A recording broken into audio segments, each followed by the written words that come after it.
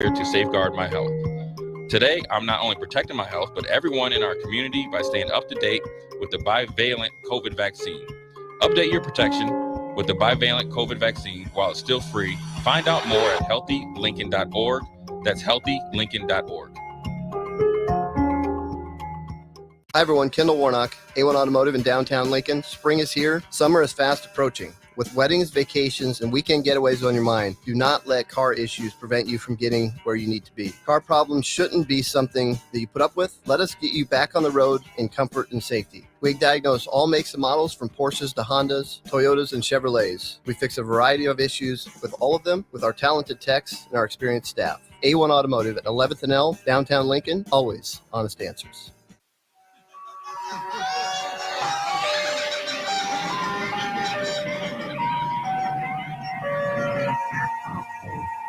This is Sunday Rewind on 93.7 The Ticket and theticketfm.com. Now, here are your hosts, Tom Stevens and Mike Melby. Welcome in, kids. Tom Stevens and Mike Melby with you. Mike, former voice of the Lincoln Stars. I was once on this radio station and still am. I do a weekly show. It's called Husker Rewind. I do it with Mike Melby. We talk a lot of Husker sports on the show. But from a national scene, we have crowned a national title winner. Kim Mulkey wins her fourth title as a coach. I believe first is LSU. The LSU coach. Is that their first national title, LSU, or have they won more in women's basketball? Anyway, they do beat Iowa and Caitlin Clark 102-85. Clark didn't play well. She only had 30 points. Yeah, So and 8 assists. And 8 assists. She was like 9 of 22 from the field.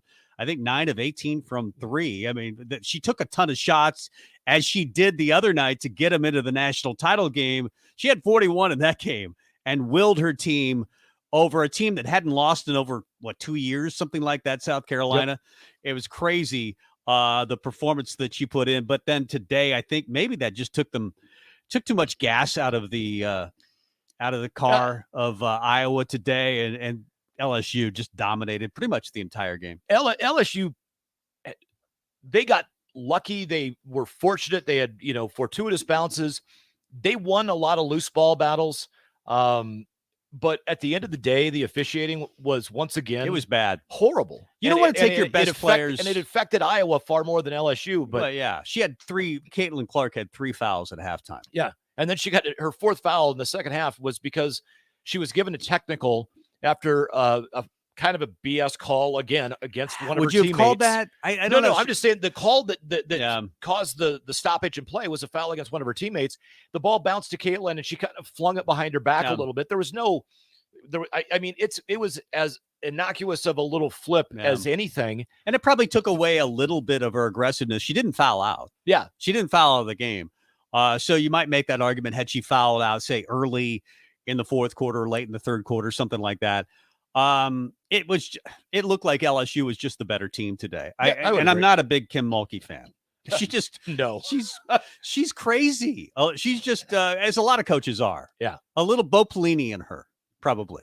I would love to see Bo Pelini wear that outfit. I wonder if he does on the weekends around the house. Hey, honey, could you break out my Kim Mulkey outfit for the weekend? I'm about to watch the national title game. Yeah. But we might actually talk about a little Bo Pelini in today's show. We're going to hit a lot of topics, though. Of course, Nebraska football, Nebraska baseball, Lance Harvell within the next 20 minutes. Next hour, Dirk Chatlin, formerly of the Omaha World Herald. So a big show. But we got to get to the starting gate, as we always do. We hit a lot of topics, and to demonstrate the week of Husker Nation, here's Mike Melby and the starting gate. Nebraska baseball sits at 15-9-1 after splitting a pair of games in Abilene, Texas yesterday. They won against Texas A&M Corpus Christi 12-1 in the early game, and the nightcap, they fell to Abilene Christian, who's a damn good team, and they are going to be really good. 21-6. Yeah, they lose 5-3 though last night. And again, next segment we'll talk to Nebraska hitting coach Lance Harvell. Softball sits at 25-12 after this weekend series with Michigan at Bowlin Stadium. They lose 10-1 on Friday. They won 8 rip yesterday, and then today they lose the series, losing today's game 4-2. As we mentioned, women's title game in basketball just finished up about 10 minutes ago. LSU 102, Iowa 85, and doesn't it end the career of Caitlin Clark? Isn't she finally a senior and done? I think she has to be. Isn't this might be her third year. I can't. I don't know. But I think you can go after 3 years. You can go to the WNBA. Unlike the men's sport, which doesn't make a lot of sense to me. Yeah. Like you could come right out of high school, or you have to play one. You got to play 1 year. 1 year. Yeah. Well, it used to be right out of high school. Now you have to play 1 year. But it's like 3 years in baseball, 3 years in women's basketball. Yeah. I wish they would uniform the rules. Well, on that note, just real quick before we jump back into the starting gate, I would love to see what baseball does be applied to every sport, including football. Right. You think you're that good? You think at 18 years old you can go play in the NFL? Knock yourself out. Well, and that's the problem is a lot of them would. I understand why you wouldn't let somebody who's 18 play in the NFL. Those guys are huge. I can see the argument there from a physical standpoint. Yeah. But that would be the only caveat that you would say no. But every other sport, you can go straight to the pros. Right. Or you have to be in school for 3 years. I don't understand the reasoning by the NCAA. You would think more sports would be uniform than they are, but the NCAA. What am I saying? It's the NCAA. I apologize. It's the NCAA. So the women have crowned a champion. The men will tomorrow night. UConn and San Diego State set to go at it for all the marbles in Houston. UConn got there with a dominating win over I'm going to call them a deer in the headlights Miami team, 72-59. And I'll be honest, it was not even that close. UConn is so good. They, to me, have been the best team in the tournament. I don't know what San Diego State does with them. I think UConn rolls tomorrow night. Aztecs did get there, though. They're going to play for their first ever title after Lamont Butler hit a 15-foot pull-up jumper at the buzzer to knock off 9th seed Florida Atlantic. Florida Atlantic had led by 14 at one point. They'd kind of dominated the game. I had mixed emotions on that one. I was rooting a little bit for Agweka Rope, who played for Omaha South in high school and went to San Diego State, actually committed to Nebraska for like 3 years. So I was rooting a little bit for him, but I also liked the story of Florida Atlantic. That's right where I was. Now, a Rope coming up with a block that makes it to the point where it at least gave him a chance to take a 2 and win versus take a 3 and tie. Who knows if the shot that he blocked would have gone in, but at the same time, he makes a big play. But I'll tell you what a game. It's what the Final Four is all about. And I don't know that it's going to be that great of a game tomorrow night. I have a feeling that UConn is just going to roll. They have been so good in this tournament. Nebraska football gets 2 commits yesterday. One of them a walk-on. Noah Bustard commits. He's going to be a preferred walk-on. He's going to play linebacker.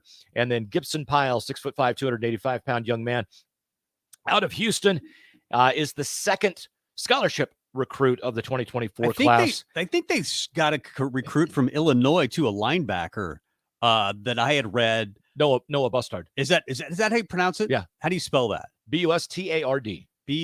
Bustard. Okay. All right. He actually seems like a guy that might have been overlooked. He runs like a 4.6 40, 6'2", 215. And you wonder with COVID how many guys like that just got overlooked. I think a lot of high school kids are getting overlooked right now. Eric Fields. Right. I mean, yeah. He's a no-star with no scholarship offers, and then Evan Cooper sees him and goes, damn. And it's an interesting story. I don't remember which assistant was at his school. And, this is what happens when you work hard and you visit every school. Yep. A coach will say, you know what, by the way, we might have a guy for you. Yeah. You ought to check out this dude. And it's because you work hard and you show up, you sometimes stumble into goodness or greatness. Jeremiah Charles. I mean, 50 feet, 3 inches. Right. That guy might be the best athlete on the team. Maybe, but is it? Jalen Lloyd, who's going to be in the same recruiting class with him, has a triple jump an inch and a half further. So you can't coach speed, baby. No. And speaking of Nebraska football, it was announced last week, Frank Solich will be honored at the Nebraska Spring Game on April 22nd. Essentially, it's going to be his first time back in Lincoln since he was fired by the puppet that was Steve Peterson after posting a 9-3 record in 2003. The puppet. That's a great nickname. Harvey Perlman was pulling the strings, and Steve Peterson was the puppet. We all know it. Our good friend, I think Gary Sharp at one time got in trouble for calling him Smiley Jones. I actually remember that. The used car salesman. I think Yeah. Gary thought, well, nobody will figure this out. Steve won't figure it. He's not. But he called him Smiley Jones. Yeah. Steve didn't like that. I can't imagine why. Yeah, he got mad at us, I think, a few times as well. Yeah, I definitely had remember some people that didn't like me at the He would university. call the radio station because we were both occasionally hosting or co-hosting, like when Sharp Sports or Nightly Rose or John Bishop couldn't be there. We would sit in on Sports Nightly, and Steve Peterson was always listening. Yeah.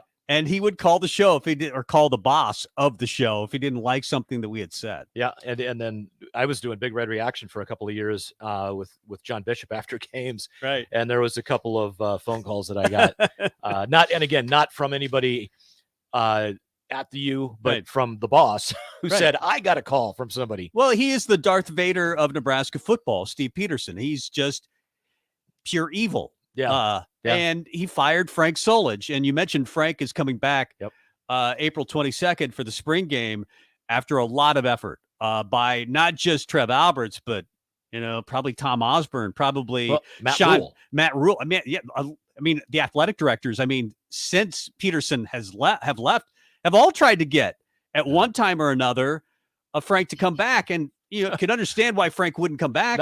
Not all. I don't think Sean Eichhorst did. I wonder if they put in a call and said, "Yeah, come on back. We don't really want you, but come on back. Yeah. What if you want to come back? I suppose you could come back." Because he didn't fire him. It was Steve Peterson. Yeah, but still. But yeah, maybe Harvey Perlman was here at that point, so maybe he wouldn't have wanted to bring back Frank. But you're talking about a coach that went 58-19, 74% winning percentage, whatever it was, almost won a national title, was a Correll Buckhalter fumble away on the 1 yard line of Texas from winning a national title in 99. And still, they had an argument when they beat Tennessee in the Fiesta Bowl that year that they were the best team in college football. I think Florida State ended up beating Virginia Tech and Michael Vick to win the national title that year, I want to say. But Nebraska was certainly in the discussion, and that was a great team. And a lot of people will make the argument, but it was all Tom Osborne recruits. And you can make that argument, and it's probably a decent one. I think that Frank looked bad in part because Tom was so good. Tom was the greatest coach, in my mind, in college football history. Frank, whether you think he was the right choice or not, I was in the camp at the time that said, I think Frank should be fired. But then you don't hire Bill Callahan. That was the problem. Well, the problem was all the guys that would have been hired before Bill Callahan, none of them wanted to work for Steve Peterson. Right. I mean, it's conjecture and it's speculation on my part to say that, but just saying, everybody could tell the guy was a snake oil salesman, and why would you want to coach for somebody that you cannot trust? And of course, as we know, the search was a complete disaster. Yeah. He didn't have a lot of great choices. And that's the biggest problem is if you don't have a lot of great choices, let it roll. Because as we remember, Charlie McBride was getting older in his career that very first year. Milt Tenopir, same way. A lot of those guys had already won 3 national titles, or in some cases more than that. Might have been on the Devaney staff. I'm trying to think back, and won 5. But they were all, been there a long time. They had earned their stripes. They had won their national titles. And I'm 70 years old. I don't want to get on a plane and go recruit Florida, California, Texas all the time. Yeah. And I think there was that attitude. Yeah, they're like, I'll take Waverly, Norris, Crete, Seward, and York. That's right. Anywhere. That old line about Bo Pelini. I love going to Youngstown because I can recruit out of my car. Yeah. Because Bo Pelini hated recruiting. Nope. But then you hire Bo Pelini. Remember, those guys had moved on. They retired. And then Frank, that year, the year that he was fired, 2003, had hired Bo Pelini as defensive coordinator. I don't know if you remember, but Nebraska was top 10 in defense that year. They had a very good defense, and Barrett Ruud had a big breakout year. Yep. You were hearing Bo Pelini being compared to Bob Devaney, and he had this grit, and maybe you don't want him as your head coach, but what a great defensive coordinator he is.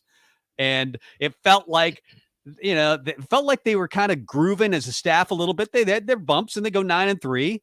And we think, 9-3, who's going to fire a guy who's 9-3? Well, Steve Peterson did that. let's play the woulda, coulda, shoulda game, and say that they let him come back. You talk about how Bo was, everybody knew Bo was kind of the main cog on that. Like he was almost better than everybody else on the staff. Yeah. Or that was the perception. What happens in 2004 and 5 if Frank is brought back? Essentially, the staff would have stayed the same. I think Barney Cotton had taken over as the OC. You got Bo running the defense. How long would Bo have been here running the defense? Because unless he was a rising star, he probably would have gotten promoted or hired as a head coach somewhere. His only promotion is to head coach. And if they have success, they're not going to fire Frank. So that's right. But he might have been hired as a head coach, say, somewhere else. But that's my point. So at Nebraska, though, you only have Bo Pelini for another year or two, probably, if they continued on the path that they were going. Yeah, that's true. That is true. But, I don't know. I mean, you can make the argument. Again, I thought it was the right call to fire Frank because we had just been off 60-3. We came off 60-3 and won 3 national titles. And we're the Alabama of college football. Yep. In fact, Alabama might look at that and say, that's pretty good. That might be even better than we do a lot of times. So Nebraska was the absolute dominant team in college football. So when you lose a game, that's a bad year when you're 60-3. And Frank was losing more than one game. Yeah. And times looking like he was in over his head. Like they're because, again, you have to follow. Nobody wants to follow Tom Osborne or John Wooden. Nobody wants to do that. True, but at the same time, understand what your strengths and weaknesses are. His strength was not calling plays, yet he did it for 5 years. But Tom did it, so he felt like he had to do it. But that's the whole point, is you're not good at it. Don't do it. Right. Hire someone else that can. Yeah, that probably would have been the move that he may have made early on. But, again, you're trying to live up to a legend.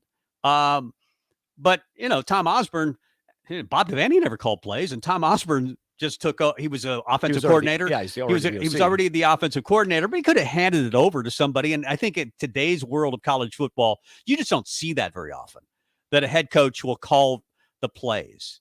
I think Saban did for a long time. I don't think he does anymore on the defensive side, but there's very few guys. Lane Kiffin, I think, still maybe calls a few plays. I would assume Chip Kelly has at least got there are guys that do it. Gives an earful. But what Tom Osborne did and his thinking with Milt Tenopir, those guys would remember a play that they ran they would set up a play that they ran in the first quarter for the fourth quarter. Yeah. And the thing was, Osborne always thought the game so well. He's like, okay, well, I already know I'm going to come out. They're expecting me to run, an ISO, 29 ISO. Yeah. I'm going to go ahead and run it. And it's going to get me 3 yards, which is going to put us at 2nd and 7. Right. And they're going to think that I'm going to do blah, blah, blah. And I'm going to throw it over the middle to the tight end. But instead, I'm going to throw a quick screen. They're going to catch it. And it's going to be 3rd down and 1. And that's where I'm going to mess with them. Right. I mean, and lo and behold, everything happened. And you're not kidding. The crazy thing is you're not kidding. Yeah. I mean, his memory, he would remember plays from, like Tiger Woods remembers every single golf shot from the last 10 years. Yeah. That's the way Tom Osborne thinks about offensive football. And at 86 years old, he was part of the coaches clinic that happened this week where he did a PowerPoint. He kind of bragged about it. The first time he's ever done a PowerPoint. And Matt Rule says he's taken notes. But the whole point of this conversation was Frank is coming back April 22nd for the spring game. And it's just tough to follow a legend. Very few guys are successful doing it. Maybe we should have just had realistic expectations, but it was tough to do that. Again, 3 national titles, 60-3. Talk to Alabama fans right now about realistic expectations. I mean, they don't have them. If you knew what was going to happen, you wouldn't have fired Frank, right? I mean, if we would have known that Nebraska football would have fallen into the pit of despair that it has since Frank left, you wouldn't have done that. So I need to know, is the curse ended then April 23rd when we wake up? I think the curse is starting to be. You could just smell something is different in the air. Like you smell it, and hey, spring is here, man. Well, smells like goodness has arrived in Matt Rule. And Frank's coming back. Tom is speaking at coaches' clinics at 86 years old. There just seems to be. I know it's Kool-Aid season, but doesn't it feel like there's something that's real this time around? Maybe I'm wrong.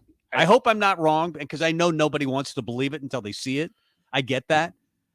But maybe Frank coming back will break the curse. I don't know. We'll find out, won't we? Ah, It's going to be fun. We'll definitely find out.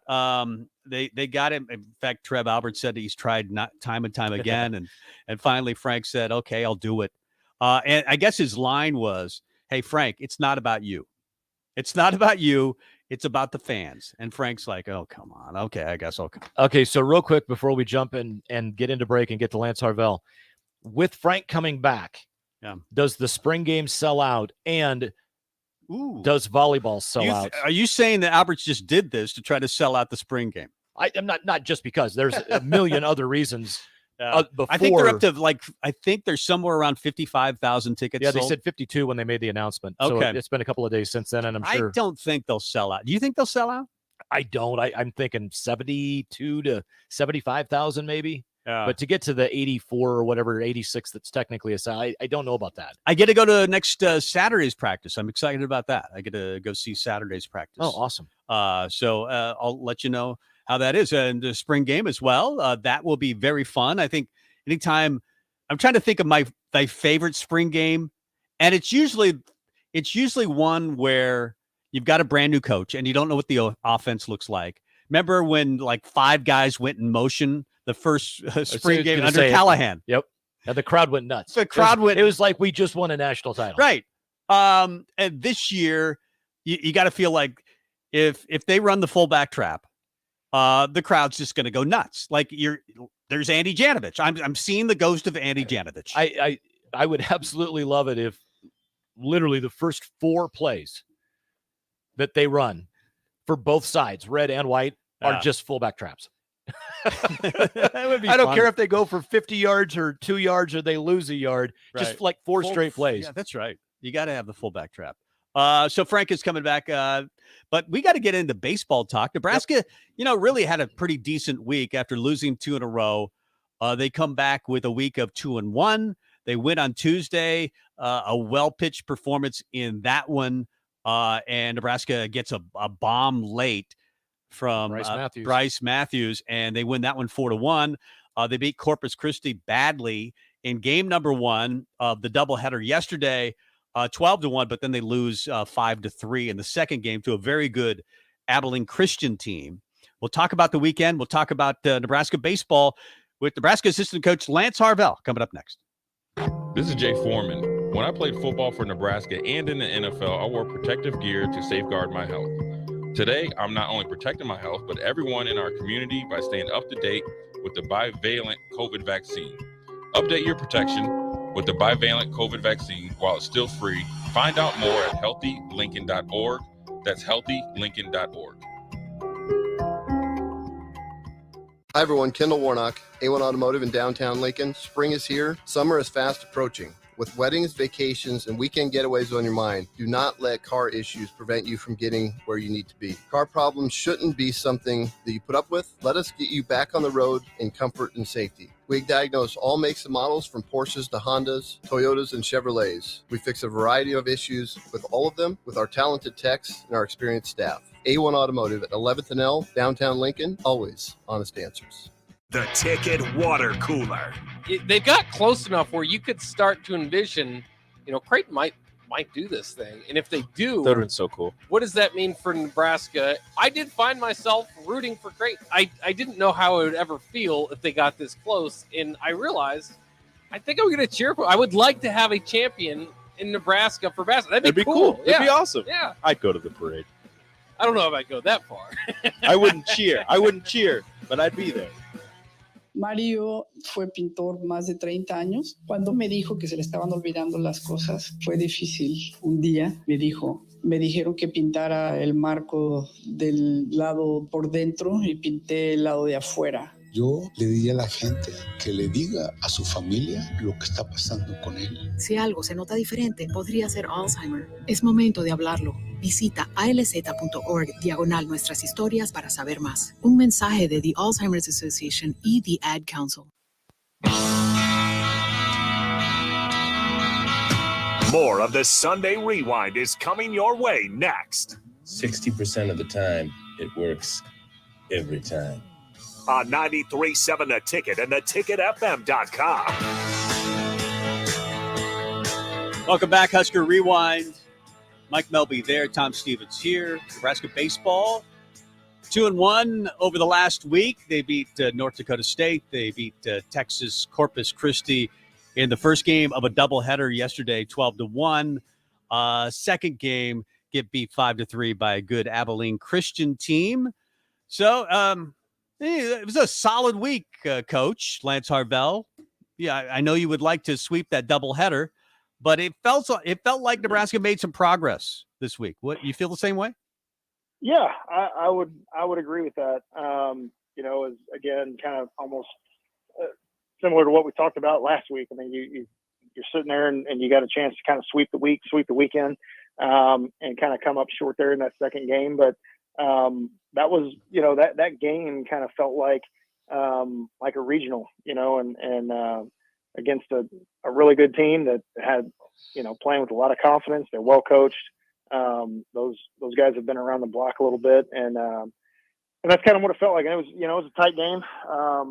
We definitely had our opportunities, and just it didn't happen. We've been on the other side of that, more often than not so far this year. So that's kind of the silver lining there. But when you look at the week, I mean, a lot of positive things, just from maybe some of the question marks we kind of had coming into it. I mean, Shea Shanneman had a really good week, out of the pen for us. And, Will Walsh, another great outing on Tuesday night against North Dakota State, striking out 11. So, maybe we've kind of found something there. It's just kind of one of those things that throughout the course of the season, sometimes you got to figure those things out about your team. And it's not, you don't figure it out through, sunshine and roses and rainbows and all that. Sometimes you gotta go through, some tough moments to kind of answer some questions and figure some things out. And Will Walsh has been phenomenal for us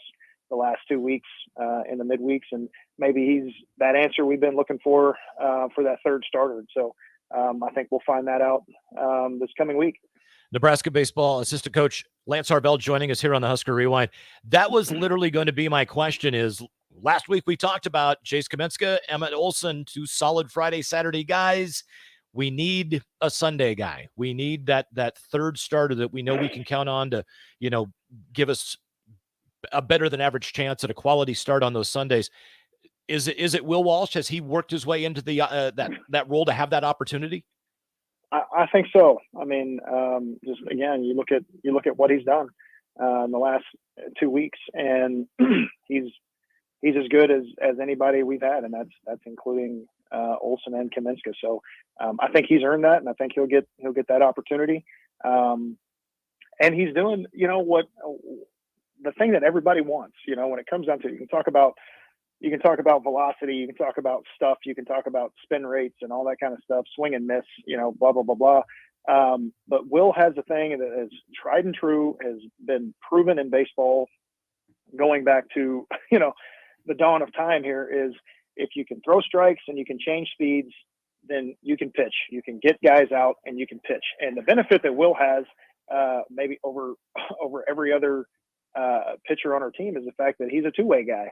He understands how hard it is to hit, and so when he's on the mound, he's not afraid, to throw strikes and to fill up the zone. And he knows he's got a really good defense behind him that he can use. He doesn't have to go and just try to, throw it past people or get the swing and miss, and that he can use his defense. And so he pitches to contact, and he's filling up the strike zone with 3 different pitches. And sure enough, kind of the crazy thing, the way it works out, when you do that, you end up getting the swing and miss. I mean, he just suffocates the strike zone, and he goes out and strikes out, 11 on Tuesday. And as a hitter, what that feels like when you have a guy doing that, you would think, okay, I'm going to get a lot of strikes, and the guy, I'm going to get at least three opportunities, in the strike zone for a pitch that I can hit. But it kind of works the opposite as the hitter, when that pitcher is doing what he's done the last 2 weeks and just suffocating the strike zone. It actually puts you on your heels a little bit, because you feel like, you've got to go up there and swing the bat, and maybe you're kind of getting in swing mode. And then when you're facing a guy that's commanding multiple pitches and changing speeds like Will's done, Now all of a sudden you start getting a lot of disconnected swings and a lot of weak contact, or the swing and miss. Guys just kind of running themselves out of bat because they get a little antsy thinking that they have to swing. And so he's done a phenomenal job that the last 2 weeks. And if he can just stay on that path and keep doing what he's doing and not try to reinvent himself or do anything different just because he's maybe pitching on the weekend, then I think he'll continue to have success, or at least give himself a chance. He could go out there and give up 15 hits maybe. That could happen too. But you can at least live with that, knowing that the other team had to earn it, and that he was attacking the strike zone and attacking the hitters, and so that's been fun to watch the last 2 weeks, him do that, because I'm sure a lot of people don't even really know his story.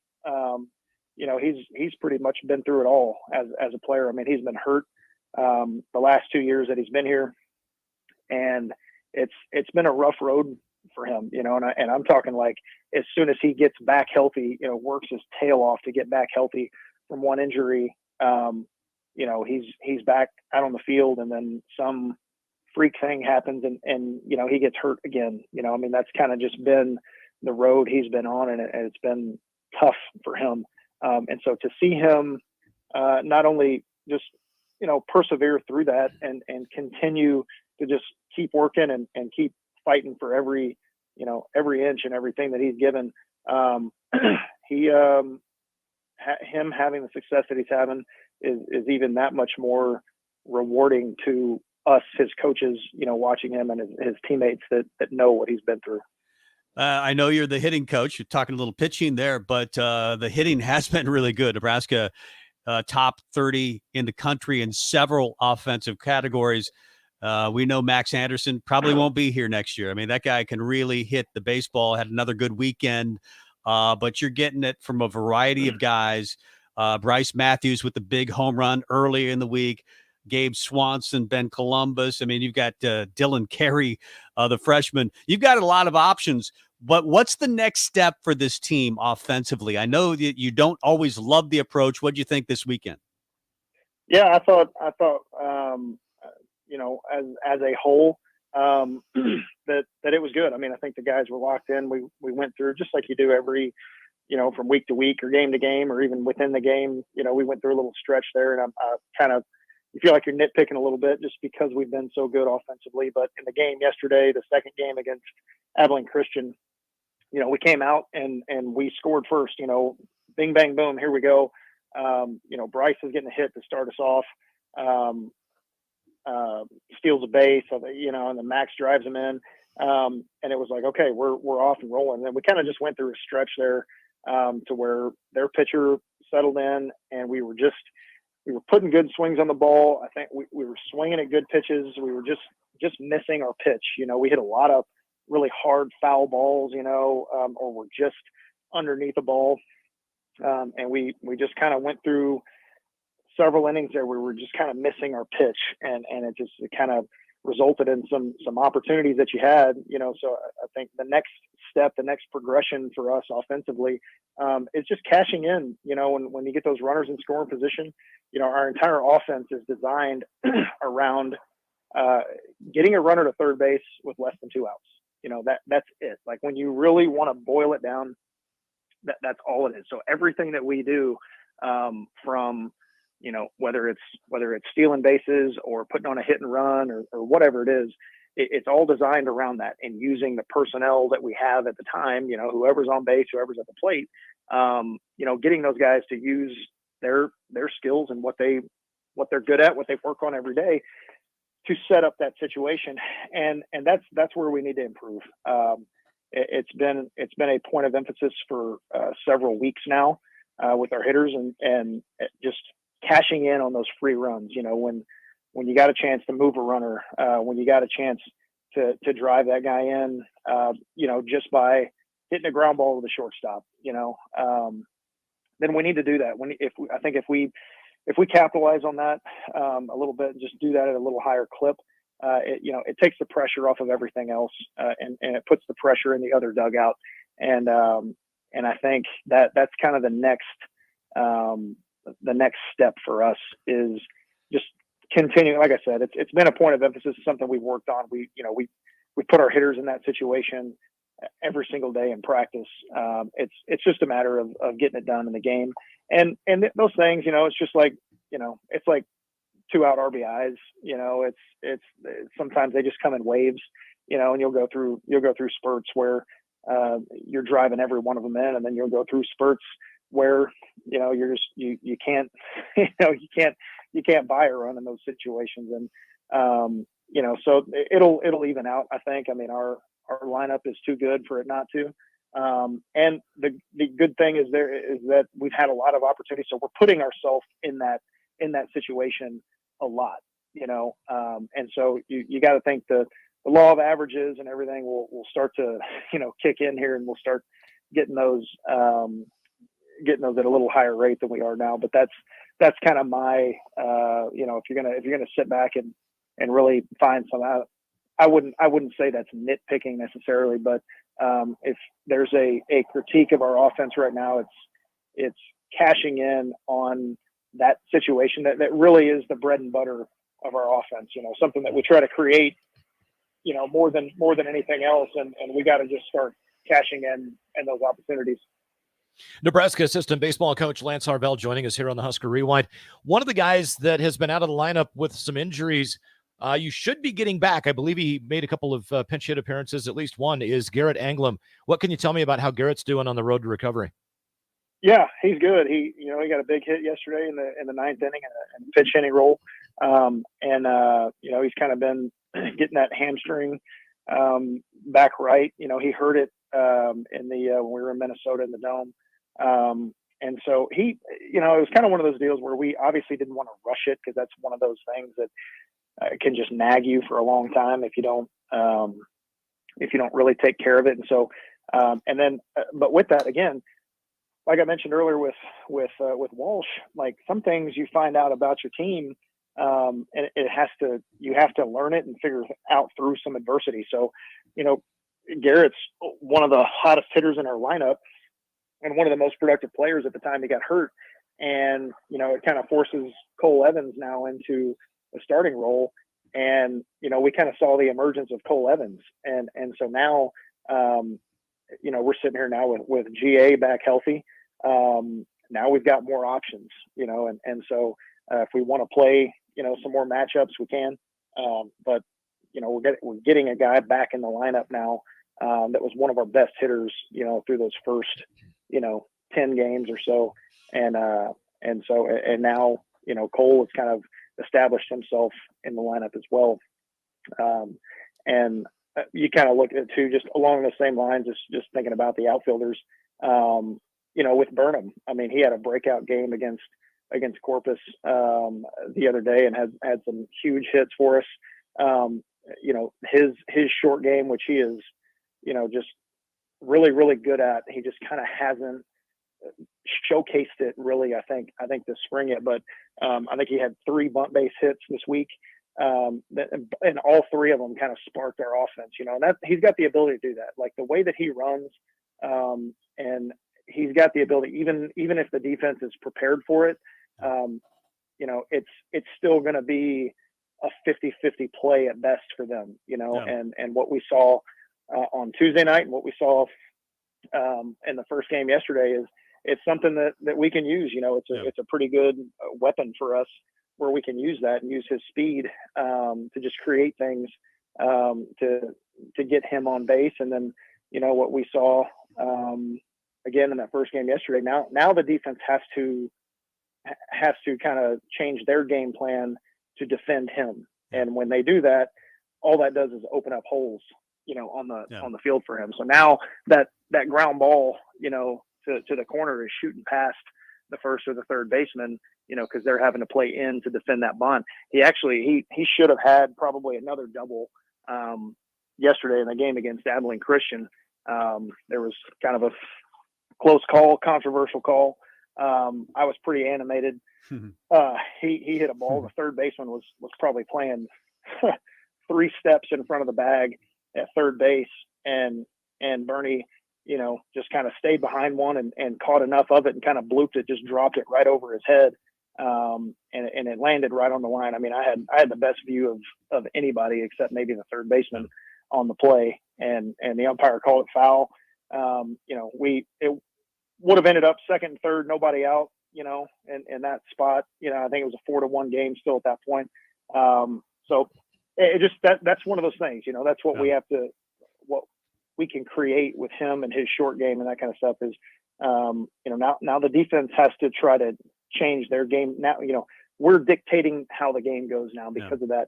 And that's what you start to see is some of those, some of those balls start to fall in or get past the guy, and it can create big innings for us. You got Kansas State this Tuesday, and then 3 versus Michigan for Easter weekend. Does Will Walsh get the Tuesday start, and then maybe still able to pitch against Michigan? I mean, I don't see why not. Yeah, he should go with the hot hand. There you go. What's the big deal? Yeah, well, there's no big deal. Come on, let's play baseball, baby. You can't throw 200 pitches in a week. I mean, what are we doing here? Let's go. Maybe he's ambidextrous. I don't know. Yeah, I throw 400 pitches almost every day in batting practice. I mean, come on, Will. Well, there you go. Your coach is calling you out. You got to pitch. I got better swing and miss stuff than he does too. You've seen Illinois, and now you're going to see Michigan. I think Illinois might have gotten the game today. I didn't see the end of that. I know it was on ESPN. Or it was on the Big Ten network. But how you feeling overall about the Big Ten right now? I think it's going to be a fight to the end, just like it has been every year that we've been here. I mean, that was kind of the case 2 years ago, and we ended up we won it and kind of ended up running away with it, towards the end. But it's a dogfight every year, and I tell people all the time that the Big Ten just gets a bad rep, for what the quality of baseball is.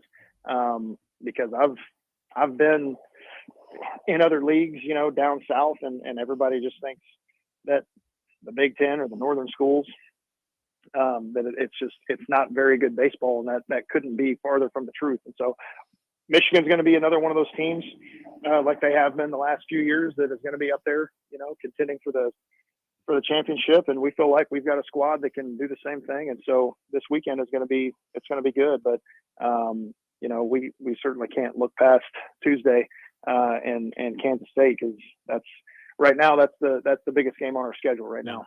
Yep, there you go. Good stuff, Lance. How you feel about your Astros right now? They're 3-2, I think. Yeah, I mean, we're right where we want to be. I'm sure the rest of Major League Baseball's sweating right now, but so we had the trophy presentation, the other day. We got the gold and the unis popping. The Stros are looking good right now. So I like where we're at. You still have your Astros gear? You still have your Astros gear at home, right? Put that on, watch a game. Hey, let me tell you my favorite piece. I don't have, speaking just on the gear subject, I don't even think I have an Astros hat anymore. I've got an Astros shirt, but not a jersey. Coach Bolt is more the Astros gear guy. But I've got the Jimmy Wynn bat, that the DP gave me a couple years ago. That's right. It's prominently displayed in my on the wall in my basement.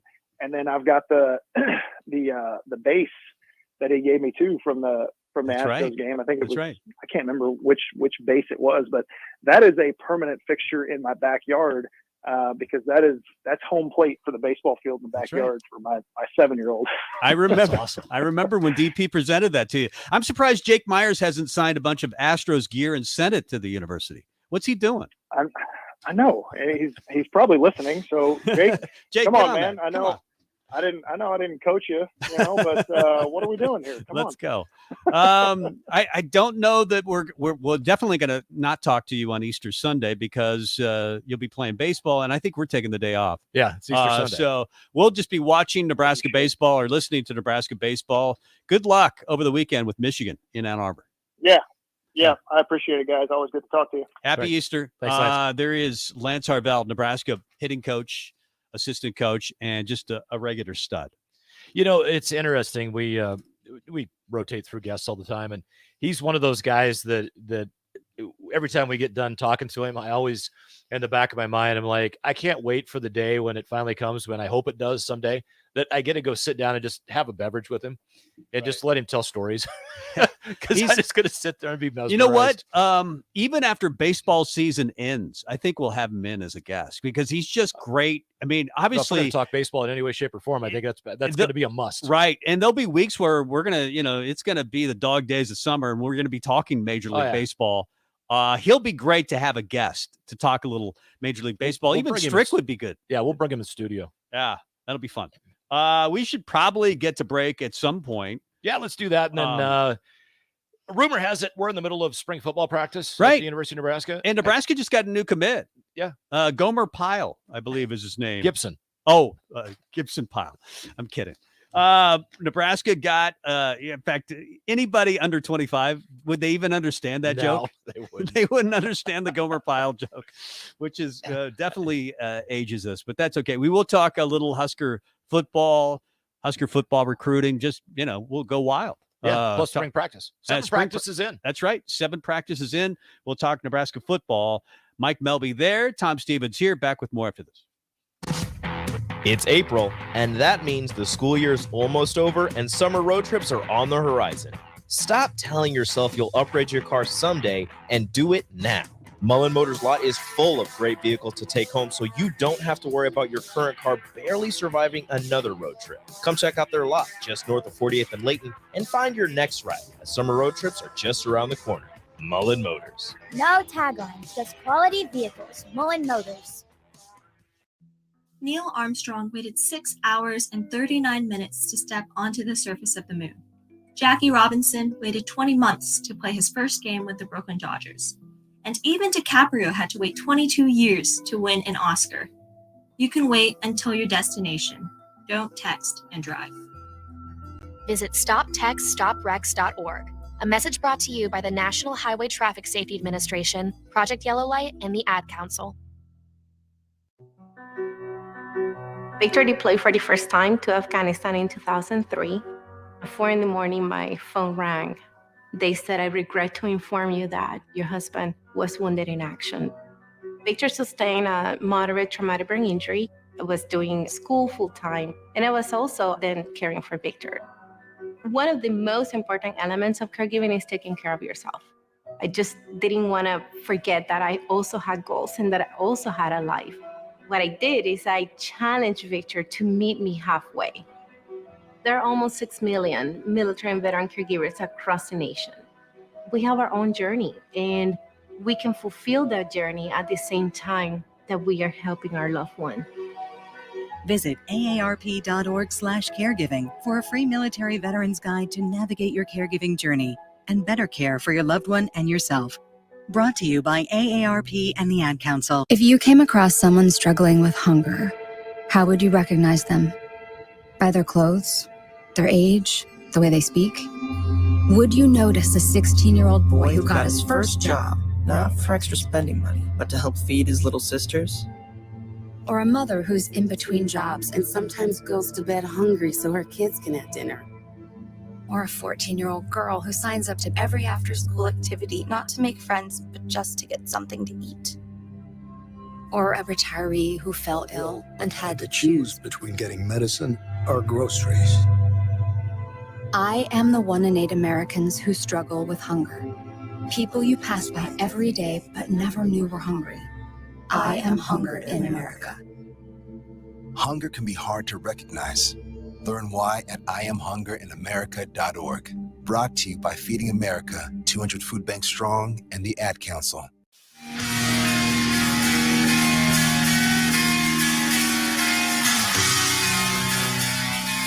We're in the service. Back to the Sunday Rewind with Tom and Mike on 93.7 The Ticket and theticketfm.com.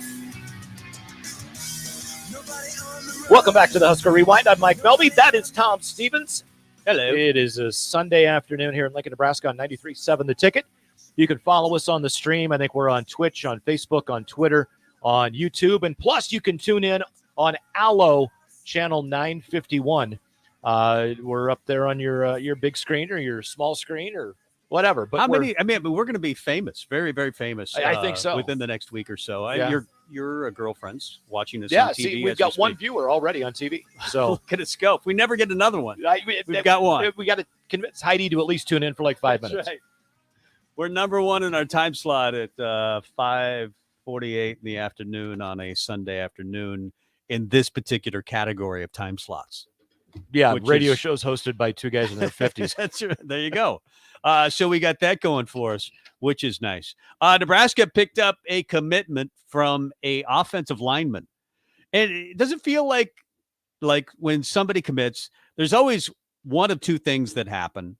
I thought it was going to be all cornfields. It was going to be all just corn growing in the middle of the stadium. But every one of them says it. I know. And or they just they say we're bringing back something. Like in this case, Gibson Pyle going to bring back the pipeline, which is good.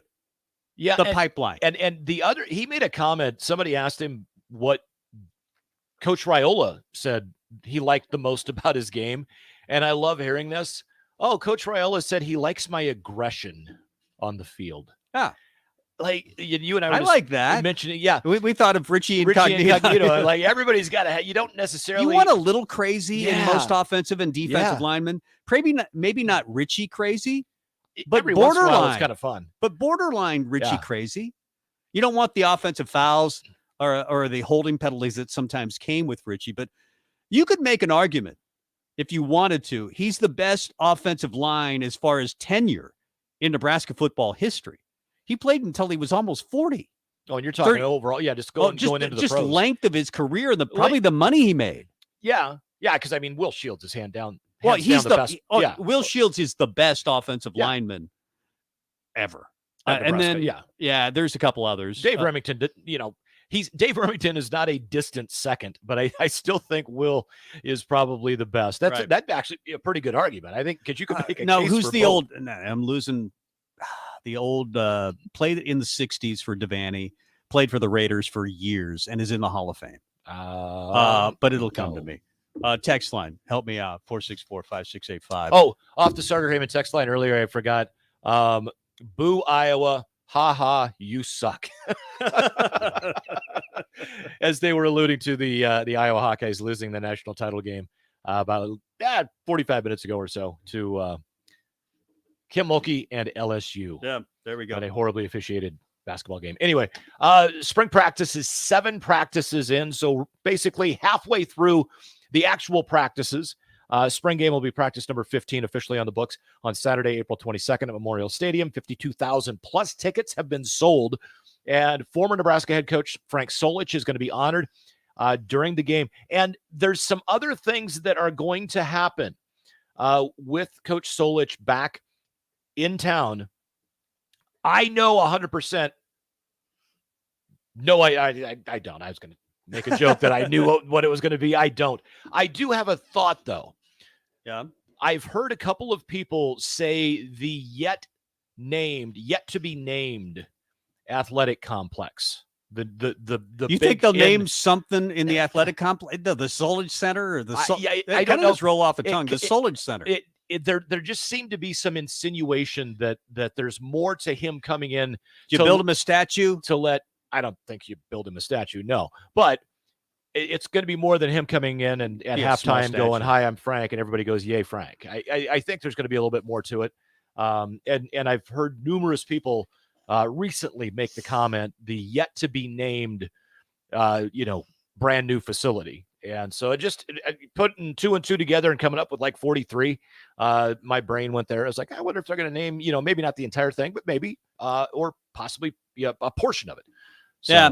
I don't know if it makes the spring game sell out, bringing Frank back, but it is definitely time to do it. Yeah, absolutely. For some reason, I always thought he was from Nebraska. Of course, he's from Pennsylvania. Yeah, I was going to say, yeah.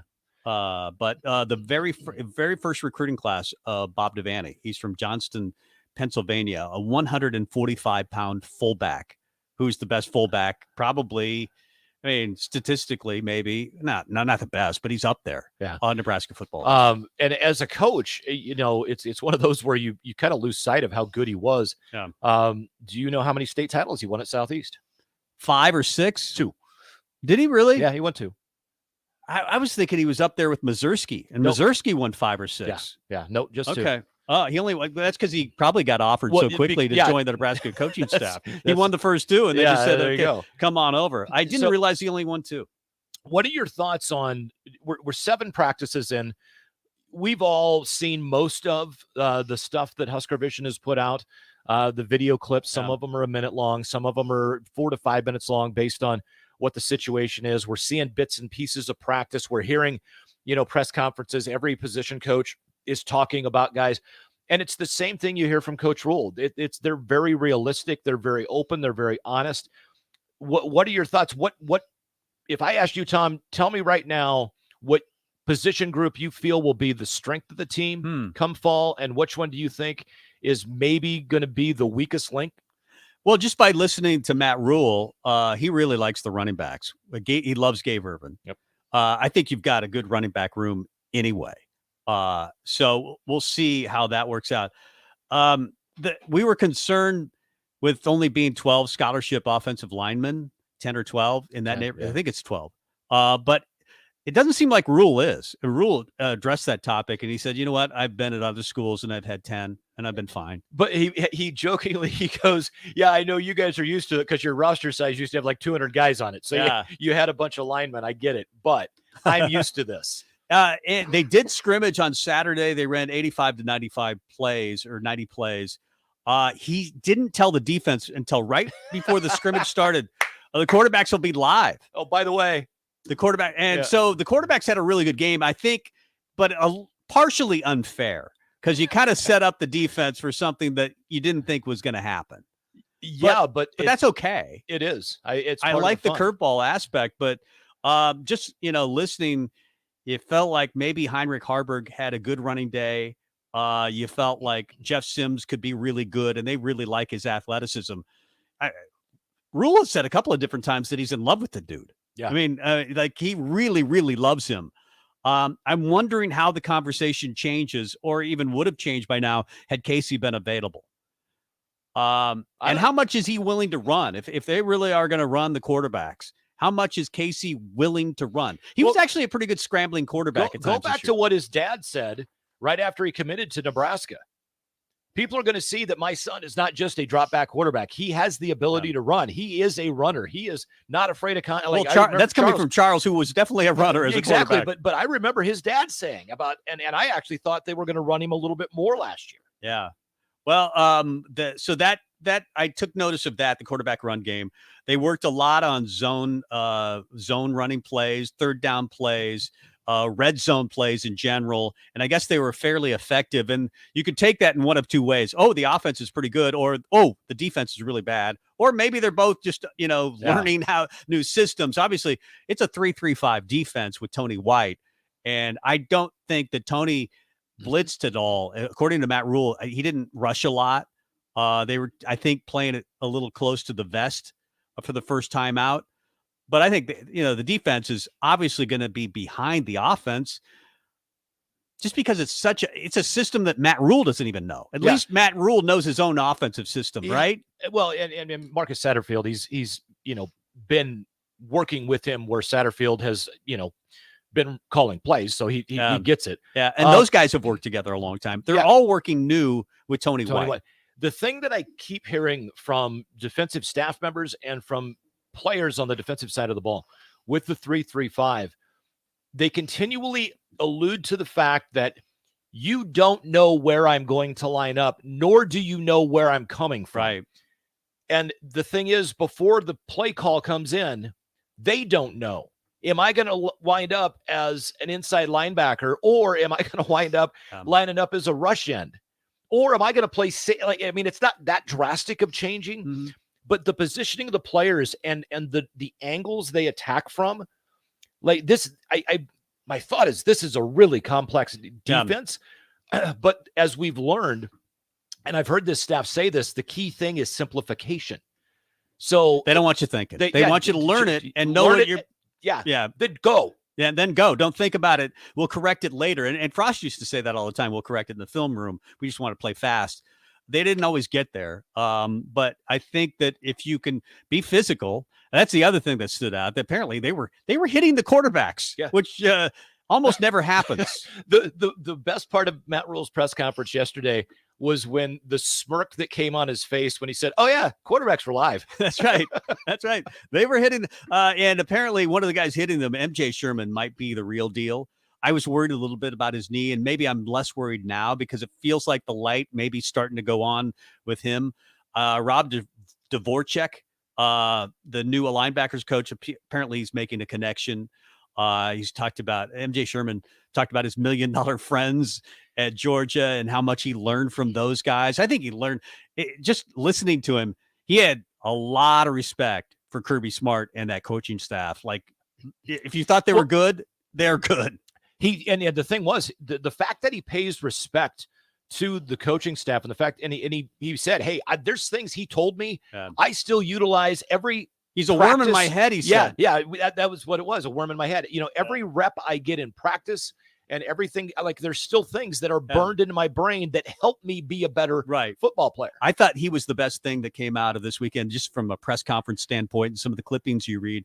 Like he said, I had a lot of anxiety about leaving Georgia because I'm never going to find that coaching staff again. And then I got to Nebraska and I found that coaching staff again. Yeah. So, again, it's Kool-Aid season, but it's nice to hear reports on guys like MJ Sherman where you're not really sure what you're getting until you know. But I think that maybe he'll be a good player. I do too. But we'll find out.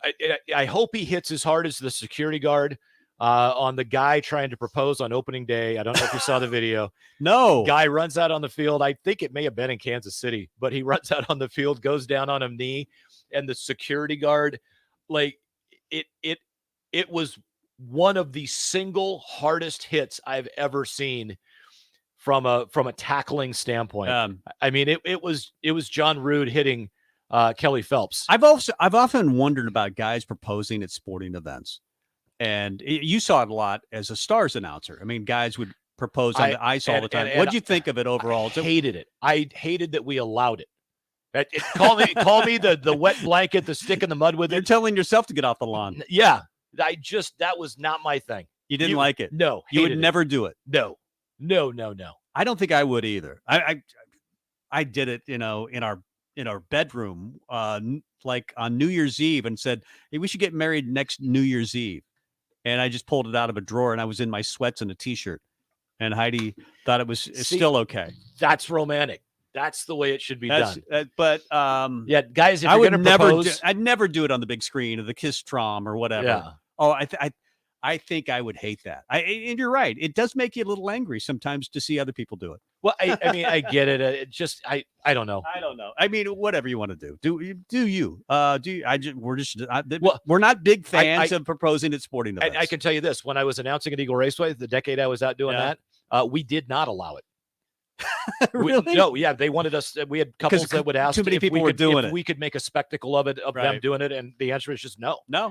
Funny thing is, though, the owner Craig Cormack, him and his wife, one of a couple that was kind of their best friends that they met over at Knoxville and had been going for years. They finally decided to get married. We actually had the wedding at Eagle Raceway at like 2:00 in the afternoon, the Saturday of the Eagle Nationals, where the World of Outlaws were there. So that's awesome. there was no crowd, but we at least let them they got married on the front stretch at the racetrack. So nice little compromise. Let's talk a little hoops. Let's get into break. Yeah, we are way late as we always are. I can't figure. Like time just goes faster. But Dirk Chatlin will be here in about 20 minutes or so. But I do want to talk a little Husker hoops. Absolutely. What are they looking for in the portal? What should they be looking for in the portal? And maybe it's Hunter Salas because he's in the portal. Yep. We'll talk about Husker basketball coming up next. This is Jay Foreman. When I played football for Nebraska and in the NFL, I wore protective gear to safeguard my health.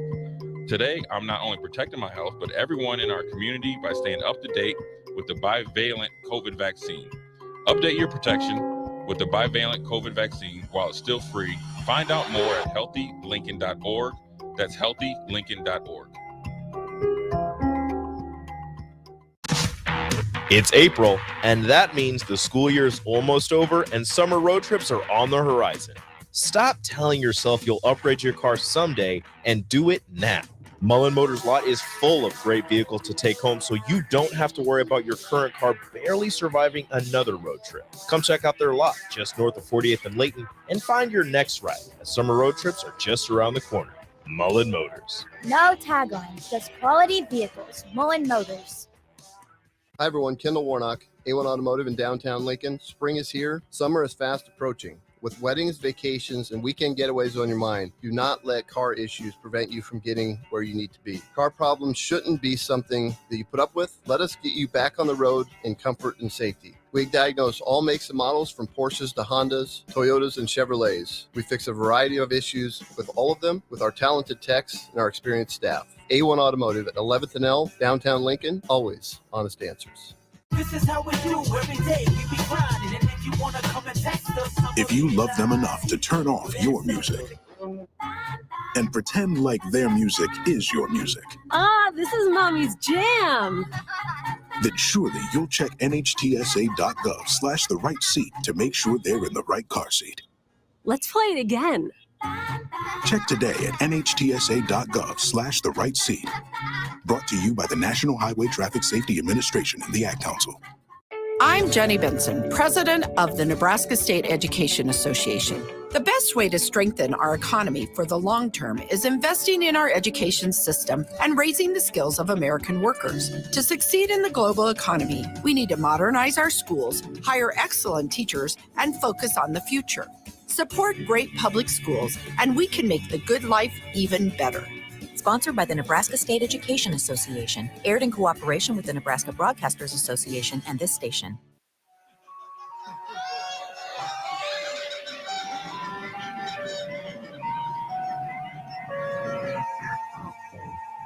This is Sunday Rewind on 93.7 The Ticket and theticketfm.com. Now, here are your hosts, Tom Stevens and Mike Melby. Welcome in, hour number 2, Husker Rewind. Tom Stevens and Mike Melby with you. Going on, have we been here a year doing this show yet? We're getting close. I think it was like late April last year. We should have known the exact same date. I mean, I was thinking it was late April or something like that. Like, we're coming up on a year. Well, because I know it was after the Derby, but before the Preakness. We should find the original. I mean, like, So it was celebrate May. how we celebrate an anniversary if neither one of us know what the anniversary day is.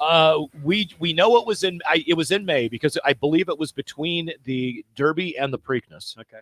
And with that being the case, which is how we came up with the starting gate, with that being the case, I think in the entire month of May, every show, we ought to just drink on the air to celebrate. Well, you should drink anyway on the air.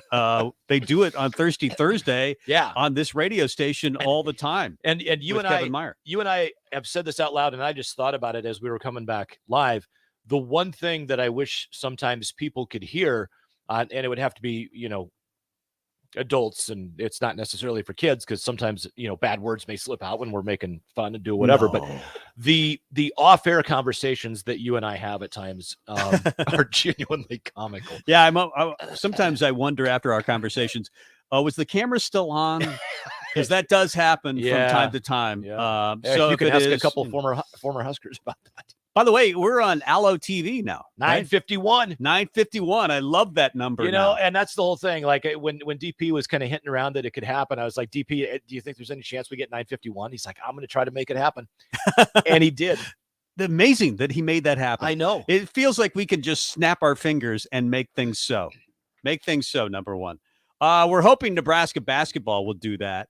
That Fred just snaps his fingers and gets the guys that he wants out of the portal. So far, they have received no commitments. They did have Kerr Kriisa in town last weekend, played for Arizona, the number 2 seed in the NCAA tournament, and were knocked off very early in that tournament. And now he's on the market. You would think, why would a guy that played at Arizona want to come to Nebraska? How would you answer that question?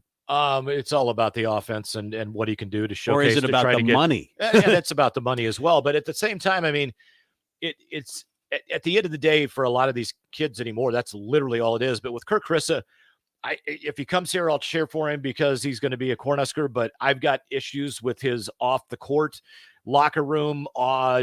He just seems like he's a bit of too much like Draymond Green to me. He's had that comparison of Draymond Green. I don't like Draymond Green. Draymond Green, I think, has 4 NBA championships. But he was the player of the year in the Big Ten when he was in the Big Ten. Krissa is not Draymond Green. No, but what if he's just, what if he's a lesser, I don't think he's, if he's a problem, if you're saying he's going to come here and be a problem, I would say no, but Fred, I worry. I don't think Fred has a big, I like the fact that he could come in and unlike Alonzo Verge, who was not a guy that could really shoot it, he could get to the rim and he could pass. Yeah. Here's a guy that could really space the floor. And I'm just very intrigued with Kerr Kriisa in one spot and assuming, and I'm hearing reports that they could get Tamanaga back. Like it's very doable for NIL and Nebraska. He's already king of Lincoln. Everybody loves that kid. He rules the campus. I think he would be even a bigger star if he came back. You're talking about automatic floor spacing. There was an interview done with Derek Walker online that I listened to this morning. They asked him, what changed? What was the big difference when Nebraska really went on the run in the last 7 games of the year? He said, Keisei Tamanaga. It was Keisei. He said he just, it allowed him to get to the rim even more because you had to go out 30 feet to guard Keisei, and then he could backdoor you if you went out too far. Or, he'd either shoot the three or drive around you.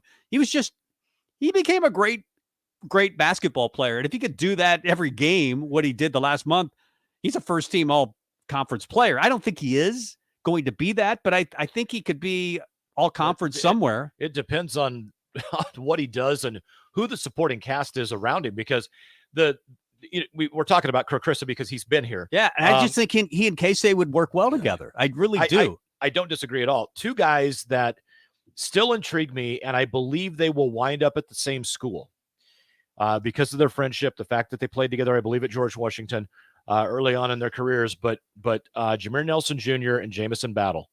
Jameer Nelson Jr. at Dartmouth and Jamison Battle from Minnesota. Yeah. They're both in the portal. They both have had heavy interest from Fred Hoiberg and his staff. And those two, to me, if they both wind up here, I'm really excited about next year.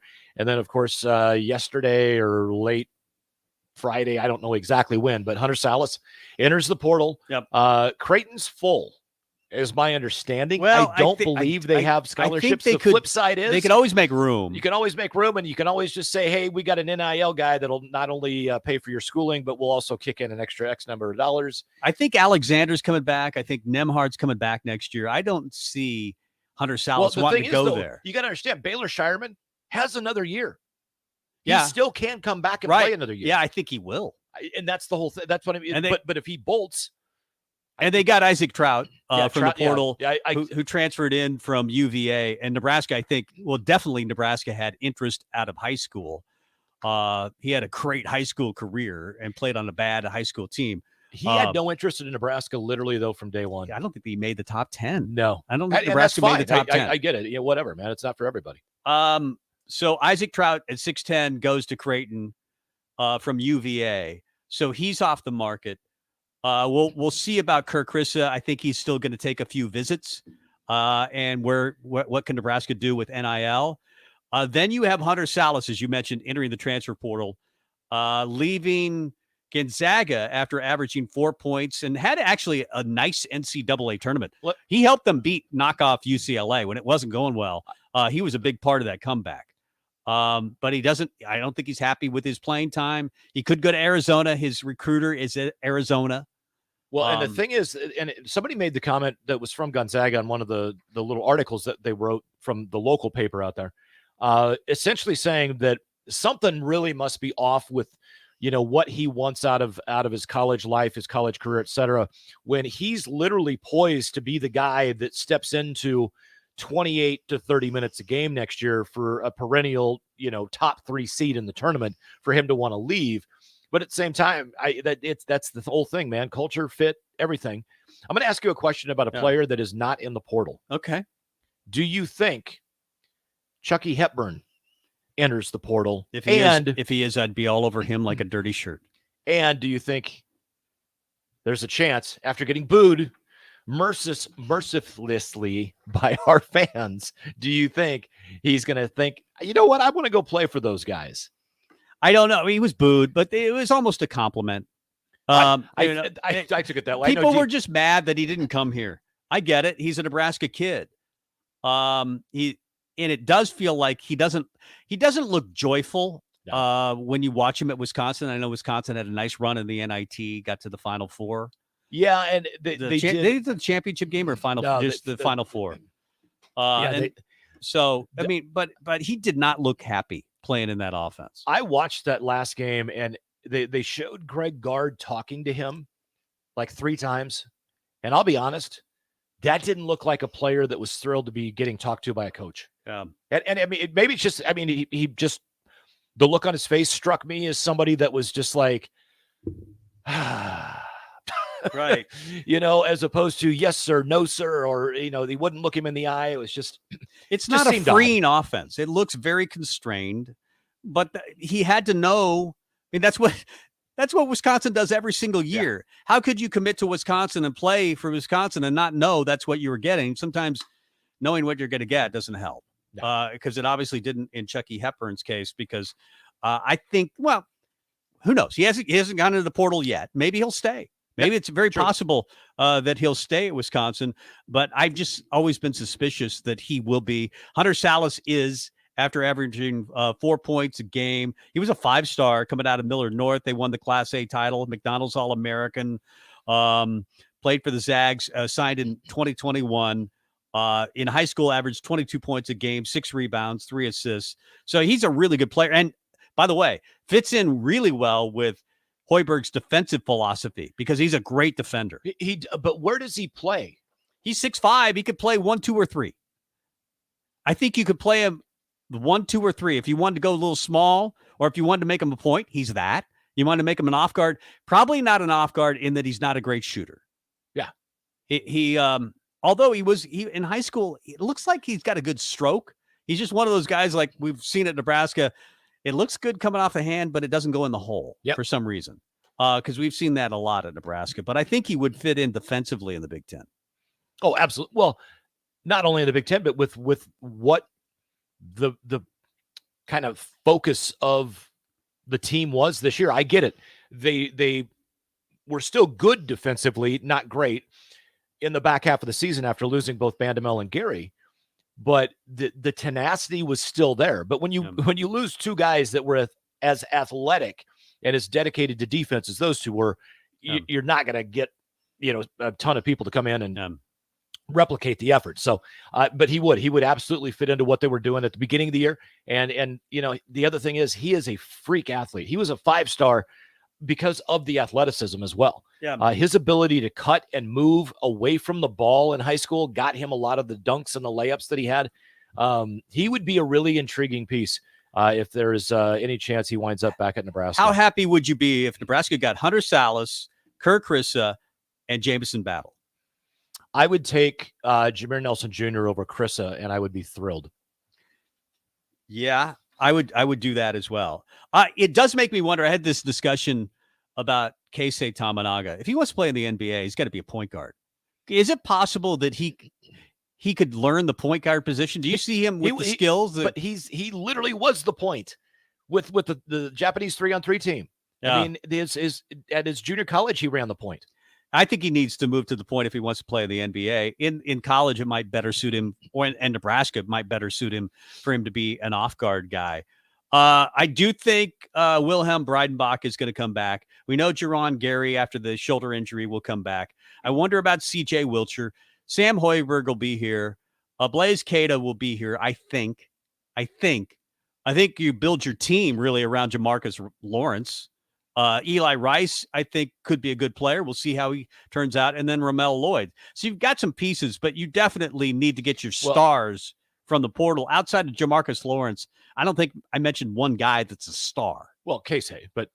Yeah, Keisei, but I don't think Wilhelm or Juwan Gary or C.J. Wilcher or Blaise Keita or Eli Rice yet is. I think Rice could be that guy down the road. Yeah. Or Ramel Lloyd. I don't think any of those guys are stars. Don't forget about Ramel Lloyd. I mean, he's a top 100 recruit, redshirted last year. If Hugh McPherson can ever get healthy, he's a young man they have, tremendous confidence in. I know that. They saw what he could do before the knee injury last year in the preseason. Yeah. He was going to be the backup point guard.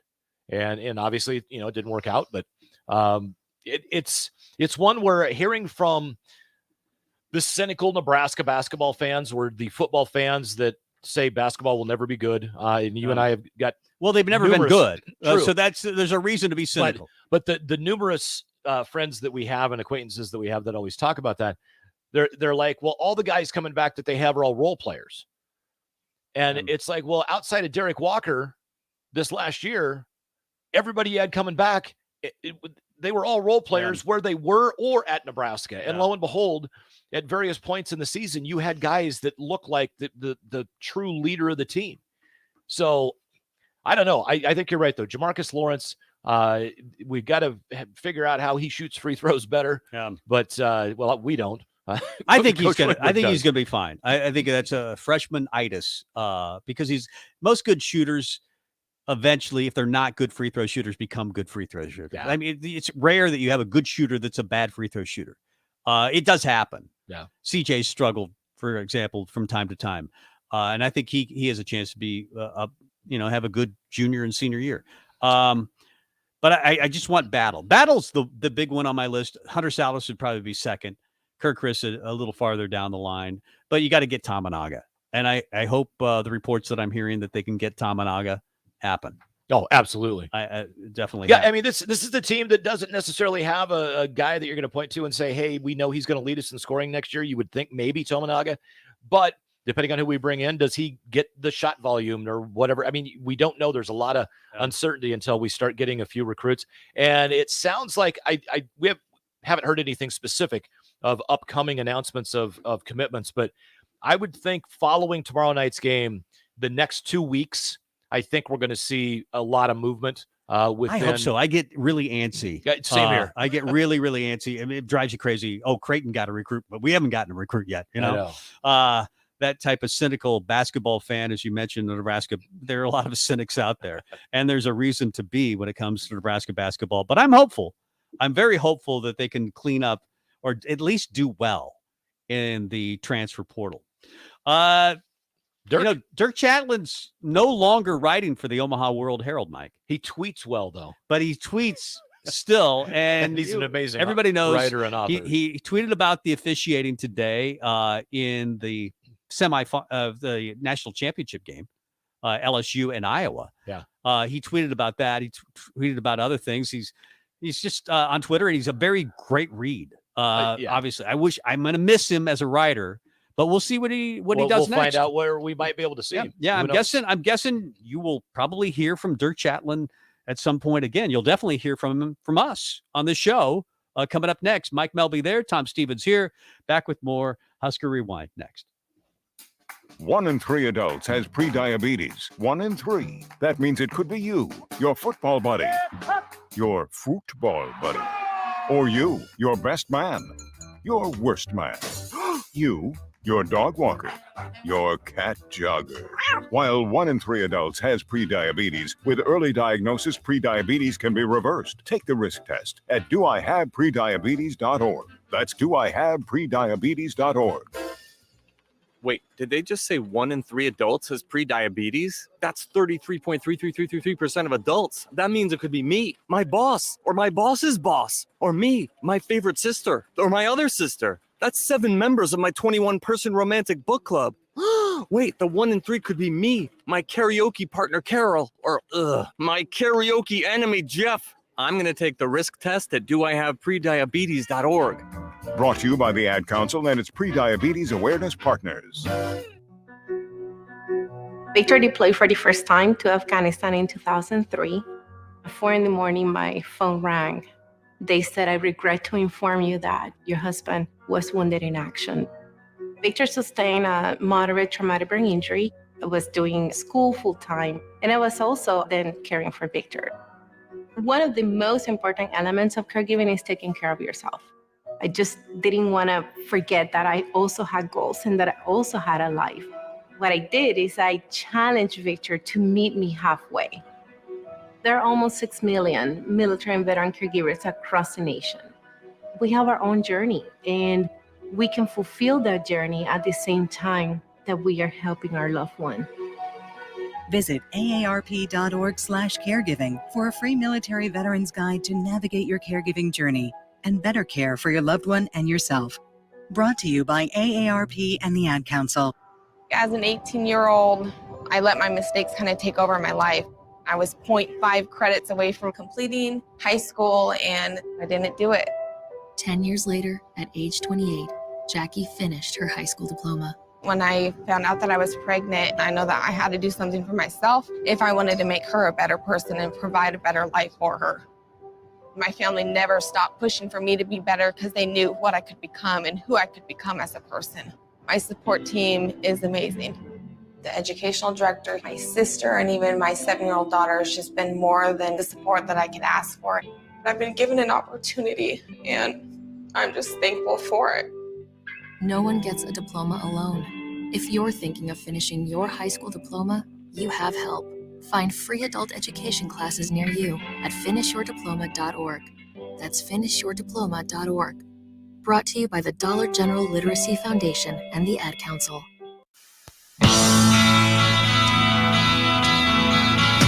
More of the Sunday Rewind is coming your way next. 60% of the time, it works every time. On 93.7 The Ticket and theticketfm.com.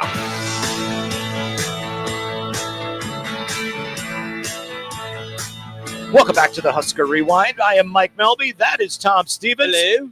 And just some loving words from Jake Sorensen of Early Break. Creighton sucks. Anyway, it is tough to root for them. I mean, I think they did turn a lot of fans, though, in the state this year, right? Why?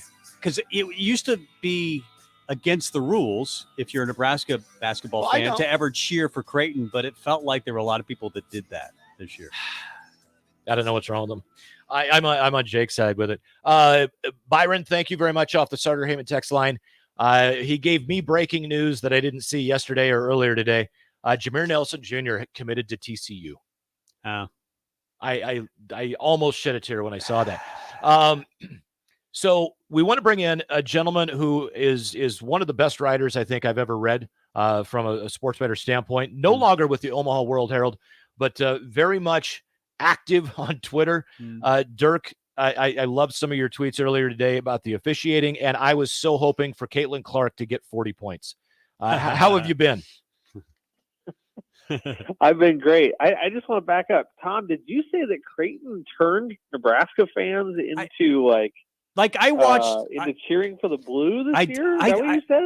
I felt that as they were making their run for the Final Four, that there were a lot of Nebraska fans that I've watched a lot of Nebraska basketball with that were suddenly cheering for Creighton. I'm going, where's this coming from? This is not right. Yeah.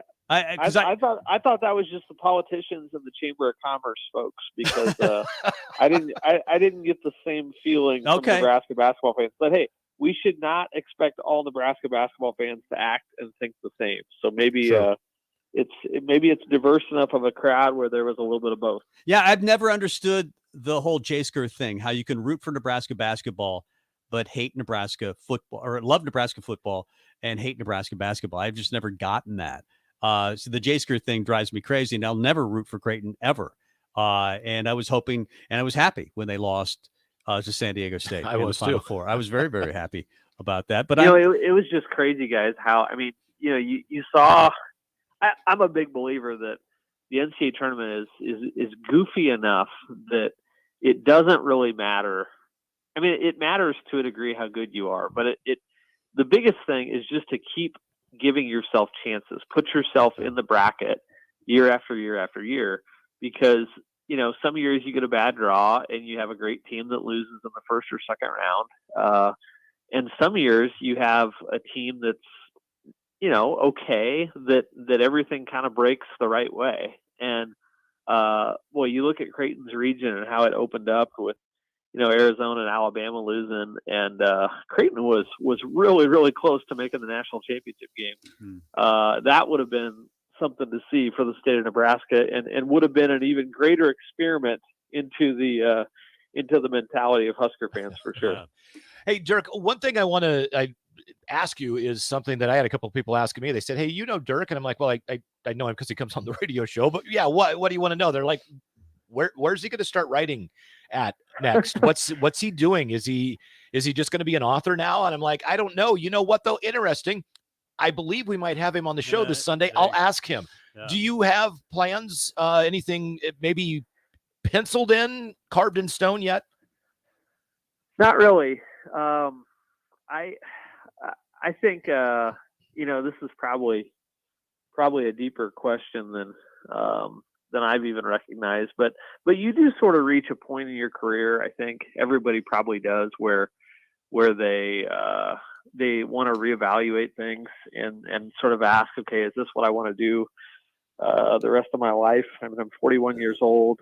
I'm probably at halftime of my professional career, and you just sort of like, you kind of have an urge to step back and think about things. And that doesn't mean that I'm like, meditating 8 hours a day, but it does, it felt like a good time for lots of reasons. Some of them industry related, some of them, family related. I've got 3 young kids and I'm coaching 2 basketball teams, and you kind of get the sense that it's time to do something different when you care more about coaching the 2 basketball teams than you do, what Nebraska football is doing on a Saturday afternoon. That's a bit of a red flag maybe for your career when you start thinking that way. But big picture, I don't know exactly yet. I mean, I have a lot of ideas. Some of them are journalism, some are community related. Some of them are, to kind of do some things that are off the beaten path. I would love to develop skills in, video and audio to learn to tell stories in different ways. I'm just kind of in curiosity mode right now. And I'm hoping that I have a little bit more clarity 2 months from now. But at the moment, I don't have a great idea what's next. So that might sound like a midlife crisis. Some days that feels like a midlife crisis. But I'm sort of embracing that part of it. Yeah. Well, the good news is you have a little talent, so that survive things. And I think you've got some options out there as well. Dirk Chatelain, formerly of the Omaha World Herald, of course, you wrote a long time about Nebraska football. You're a pretty good historian. It was just announced that Nebraska is bringing back Frank Solich for the spring game on April 22nd. You've talked a lot, I know, with Jack Mitchell and others about the curse. Does this help relieve the curse? They're bringing back Frank. Well, there will be. I think there will be a little bit of sense of that Nebraska is exercising some demons in bringing him back. It's still fairly raw for us, probably a significant segment of the fan base. I wouldn't consider myself part of that group.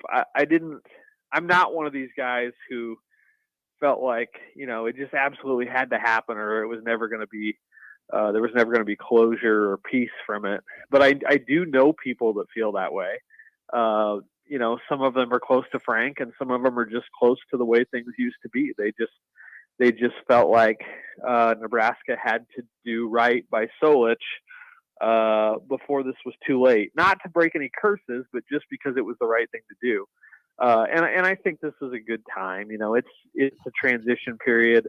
There's a lot of era of good feelings right now with Matt Rule and Trev Alberts, and I think it's kind of a point of unity. Tom Osborne is still active enough to be part of this thing, and so I think it makes a lot of sense, and it probably should have been done 10 or 15 years ago. But I think there will be some sense of washing of old hurt feelings, and there's a catharsis, I think, to this is probably the word that I'm looking for, that I think will come in April for a lot of people. And even if you're not part of that crowd, and like I said, I'm not personally part of that group that felt like Frank Solich absolutely had to come back. But I think for those who do feel that way, it's going to be a momentous occasion, and it will be another reason for people to get on the same page. And I think the story of the last 4 months is that Nebraska, and Matt Rule specifically, an outsider who had very, very little background or experience with the people here, has found a way to sort of circle the wagons and bring everybody together. And I'm not saying that's going to necessarily lead to 9 or 10 win seasons, but I think it's a really important prerequisite on the journey to 9 or 10 win seasons. I love your outlook on that and your perspective on it, because I think you're right. And I was one that I think fit into the camp of, you know what, if he comes back, great. If he doesn't, I guess it doesn't bother me at all. I'm not one of those guys. But I kind of want to shift gears a little bit. Tom and I, before we jumped on with you, we were talking a little Nebraska basketball. And, Hunter Salas yesterday jumps into the portal. And it's something where you kind of wonder, from what we heard about his specialty at Gonzaga, it became kind of defense. Yeah. Does Hunter Salas feel like a potential replacement for Emmanuel Bandamel? What are your thoughts on Nebraska hoops heading into this offseason? Little thoughts on Keisei Tominaga and what their chances are with guys like Jamison Battle in the portal. Well, they're going to be, like every other program in the country, they're going to be extremely active in the portal. I think they have a lot of roster building to do. It's really unfortunate that they're losing a few of these guys to eligibility, Griesel and Walker and Bandamel, because those were, I think it would have been really valuable to see those guys all on the court together for an extended period of time. And we just didn't see enough of the entire core together. Tominaga, I think is I can't believe I'm saying this considering my opinion on Keisei Tominaga 3 or 4 months ago, but he turned into a critical piece, who Nebraska really needs to retain for just his shot making ability. Not to mention just kind of the spiritual lift that he gives the program and enthusiasm and what he does for a crowd. But he clearly provides a skill that Nebraska desperately needs. I don't have a lot of inside information on that. The Salas thing, I think he's been pigeonholed a little bit at Gonzaga because they just didn't ask him to do very much. And, they had other guards. They had Drew Timme. They just kind of put him in a box. And I think wherever he goes, I think he'll surprise folks with how much offensive, range he actually has. I don't know if he can be a, 16, 18 point scorer per game, but I don't think he's a 3-and-D guy or a defensive specialty guy. I think there's more offensive game there than he's been given credit for. And, he's got to improve his jump shot. That's always kind of been the knock on Hunter, but there's an explosiveness there that I think if he gets a chance to have a bigger role in an offense like Nebraska, I think would probably give him. I think Hunter could be, a really, really nice starting player in the Big Ten. So he's going to have lots of options. He's got an athleticism that I think translates to the NBA. Whether his skill level will get to that point, I don't know. But he's still got all the physical tools, to be a next level player. And so I think wherever he goes, he's probably going to be looking for a spot where he has more offensive responsibility. Dirk Chatelain, formerly of the Omaha World Herald, if you were going to be writing maybe about Nebraska basketball, would one of the topics be NCAA or bust for Hoiberg next year? Well, it sure feels like it. And I think some of this is just sort of the natural cycles of life where you every year, I think the expectation, whether it's an athletic program or business or, journalism or whatever it is, I think there's just a natural expectation where the next year is going to be a little bit better than the last year. And I think despite the losses that Nebraska endured to some of those key pieces, it's getting time for Hoiberg to show that it's not that hard to make the NCAA tournament. It just isn't. And you look at some of the quick turnarounds. I mean, look at what Kansas State did this year, right? There's no reason that can't happen at Nebraska. Iowa State had a remarkable regular season, flamed out in the NCAA tournament. But that's the type of program that Nebraska can be. University of Iowa, there's just you can go up and down the list in the Midwest. It's full of programs, that Nebraska has no excuse not to be at that level. And so I think every year Hoiberg sticks around, it just amplifies the pressure a little bit more. I think they took a very positive step this year, but you can't be playing on day one of the Big Ten tournament again next year. They just no. They got to get past that step. And I think whether it puts them in the NCAA tournament, I don't know. I mean, I think it's a fair requirement if I was an athletic director, but I don't know if you want to. There's circumstances that might be a factor there, but I think it is fair to put pressure on the program and say, hey, you need to take another step forward next year. And it's his job to go out and find the personnel to do that. Well, you mentioned Kansas State. Their best player is Keontae Johnson, the guy that Nebraska turned down. Adama Sanogo might be the best player in this tournament, was inches away from choosing Nebraska. I mean, it feels like Nebraska basketball is just like they can almost touch it and taste it, but they can't. They can't. And Tom, it's been that way for since Danny years. left. I mean, it just you could pick a number. It's been that way ever since then. Well, it's so. And again, I want to stress to people, it's not that hard to do it. It's just not that hard to do it. Everybody's doing it. The NCAA tournament has 68 teams every year. Every major conference program has one in the NCAA tournament. Northwestern just won a game in the NCAA tournament. The fact that Nebraska is still stuck is just it defies the laws of averages. There's no logic to it, and the more I talk about it, the more upset I get about it. It doesn't make any sense, guys. It doesn't make any sense. No, and something else that does not make sense, and I thought you provided clarity on earlier today. Like I said, you're a great follow on Twitter. You tweeted out 6 fouls need to be changed immediately. We can't have stars in a national championship game sitting on a bench in foul trouble, especially from bad officiating.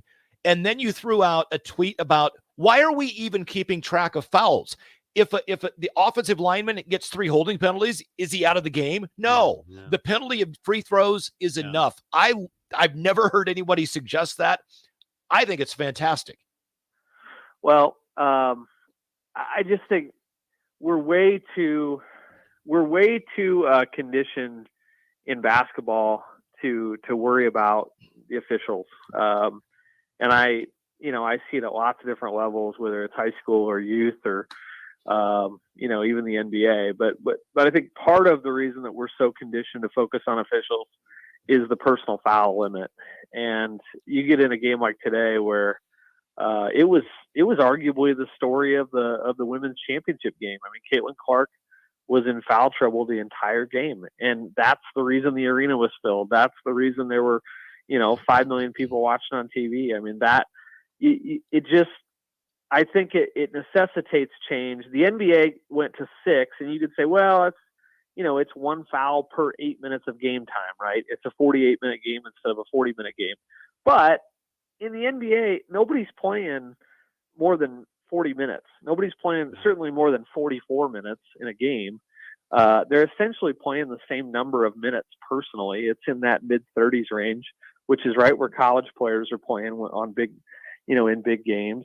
So I just think it would make it so much better. At least go to 3 fouls per half, where everybody starts with a clean slate at halftime, and you might foul out the first half, but not the second half. I just think I can't imagine anybody raising a stir about increasing the number of personal fouls. And you could say, well, it's you'd have more fouls in games, and players would be, they would be more aggressive and more reckless, and it would slow down games. And my response to that is, no, they wouldn't, because you're still putting the opponent at the foul line.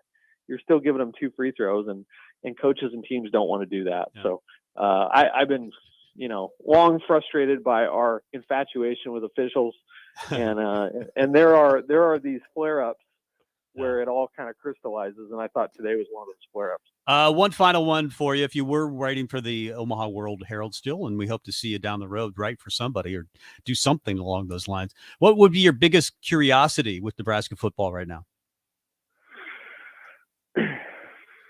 Well, I think that I think Rule does a lot of things that are really interesting when it comes to motivation and unity and sort of fresh thinking and bringing players together. I think it's a challenge. I'll be really interested, you guys, a year or two down the road, because I think coaches like this have a hard, and this isn't like a, the next 3 months or the next 6 months, but I think coaches have a hard time when they're constantly delivering a message. Okay. They talk a lot, and I appreciate that about Matt Rule. I mean, he's a great public face for the program and the university. But I think when you struggle or when times are not great, I think sometimes guys like that have a hard time, sort of. Tom Osborne didn't talk as much, right? I think you can over message a situation sometimes, and you can say too much. You can people tune you out after a while. He reminds me of Tim Miles in a lot of ways, and I really like Tim Miles. So I'm not denigrating Tim Miles, but sometimes when things aren't going great, people just kind of get tired of hearing your voice. They get tired of hearing your 5 keys to winning and all this stuff. And I think it'll be really interesting down the road if Nebraska struggles, whether we all kind of the things that we love right now about Matt Rule, whether we continue to love those things if they aren't going well. So that might seem overly negative, but it's more of like it's more a question of how well he ages at Nebraska. Yeah, so sometimes even the best songs in the world, you get tired of hearing them. And if things aren't going well, then you're definitely tired of hearing them. But Nebraska definitely needs to win as well. It'll be interesting. Dirk, great follow on Twitter still. So we still have that, and we'll look for you down the road. Okay, I'll get back in the storytelling game, I promise. Okay. But this has just been a good break for me, and it might extend a little while longer. Okay, it could be a yes or no. I just want to know the answer to this question. Did you truly have a 40-part Twitter thread on Iowa ready to go? No, I was really scared. So he's referring to a Twitter joke where I said if Caitlin Clark scores 40, I was going to have a 40-part Twitter thread praising the state of Iowa. I'm like, you can only use Adventureland and Prairie Meadows once. Yeah, it's the first time in the last month that I've been rooting against Caitlin Clark because I didn't want to have to do that. But, well, she had a terrible game. She only had 30, right? She only had 30. It was going to be a lot of backhanded compliments, you guys. Okay, there wasn't going to be a lot of sincerity. That's funny. Awesome. Great stuff, Dirk. Thanks, We'll Dirk. talk to you hopefully very soon. Thanks for the time. Okay, take care, guys. There you go, Dirk Chatelain, formerly of the Omaha World Herald, but talking with us on the show. He was great, as he always is. Let's take one final break. Might have a get off my lawn today. Anything? I'll find something. Find something. And we'll talk about something coming up. Mike Melby, Tom Stevens, final segment of Husker Rewind next. One of the Nebraska Lottery's most explosively fun promotions is back. Cash Blast. Until April 18th, buy a 2x2 ticket, enter the voucher number, and you could win $5,000 or $500. If your winning voucher is from a 7-day draw ticket or a multiple of 7 ticket, your prize is doubled. There will be 7 weekly drawings and 14 total winners in Cash Blast. So play today. You'll have a blast. But that goes without saying. 2x2 top prize odds 1 in 105,000. We're here with Sam Taylor, who was recently rescued after being shipwrecked on a remote Pacific island since 1993. Mr. Taylor, how are you feeling? Sunburned. After your lonely ordeal, is there anything we can get you? How about a Powerball quick pick? With the starting jackpot in the millions in drawings Monday, Wednesday, and Saturday, everybody wants to know about Powerball from the Nebraska Lottery. Would you like something to eat? Some coconut cream pie? You're kidding, right? Top prize odds 1 in 292 million. At first, I was really nervous and intimidated to buy a ring. I wasn't sure what I was getting into. My experience at Starter Heyman was very easy. I felt like I walked out of Starter Heyman with the ring that was going to make her go wow and say yes. I love my ring. It is so beautiful. I absolutely love my ring. I get compliments on it all the time. I always tell them Sartor Heyman. Yeah, we would definitely recommend Sartor Heyman. Yeah, it was great. We're definitely coming back. For sure. Sauter Heyman Jewelers, Lincoln and Grand Island. SauterHeyman.com.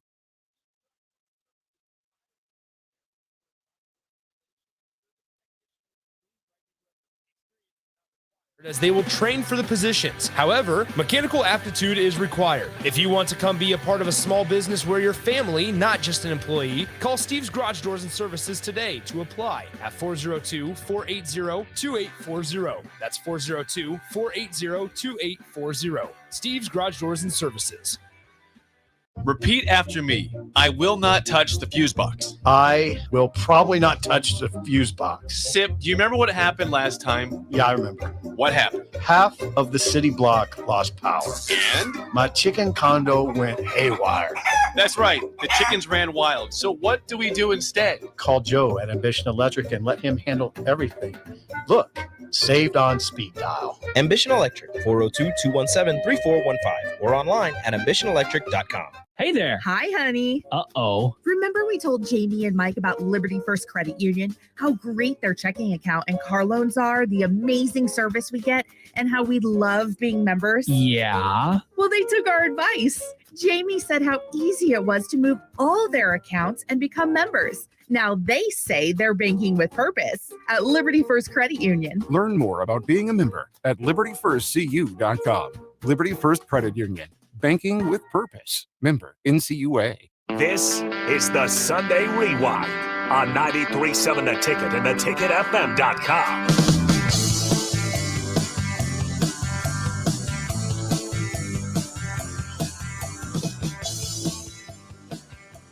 Welcome back to the Husker Rewind. Are you on camera now? I stood up. I'm old, and if I sit too long, things don't like to move when I try to get up. I rarely move. So these chairs are actually pretty good. These are good. Kind of want to steal one and get an elevated desk at home. So, big thanks to Dirk for coming on. Always great insight and the way he approaches stuff. You know, it's interesting. We all assume that because of what we are hearing from Matt Rule and his staff and seeing the focus of unity and commitment and purpose and how hard they truly are working all across the board, everybody, players, coaches, and you know, to steal and be cheesy like PJ Fleck, they're all rowing the boat in the same, you know, timing.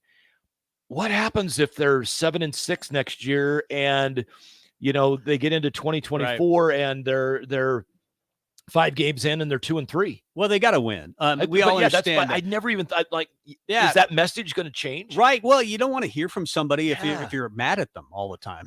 So, which is why we didn't want to hear from Scott and Frost. We both. I used the song analogy thing because we both came from music radio, and you played songs just like me. I mean, you hear "Comfy Numb" for the 100th time, and you just you introduce the song and then you turn it down because you're sick of hearing it. So you become numb to "Comfy Numb." Okay, so the benefit of working overnights, I never played a song I didn't like.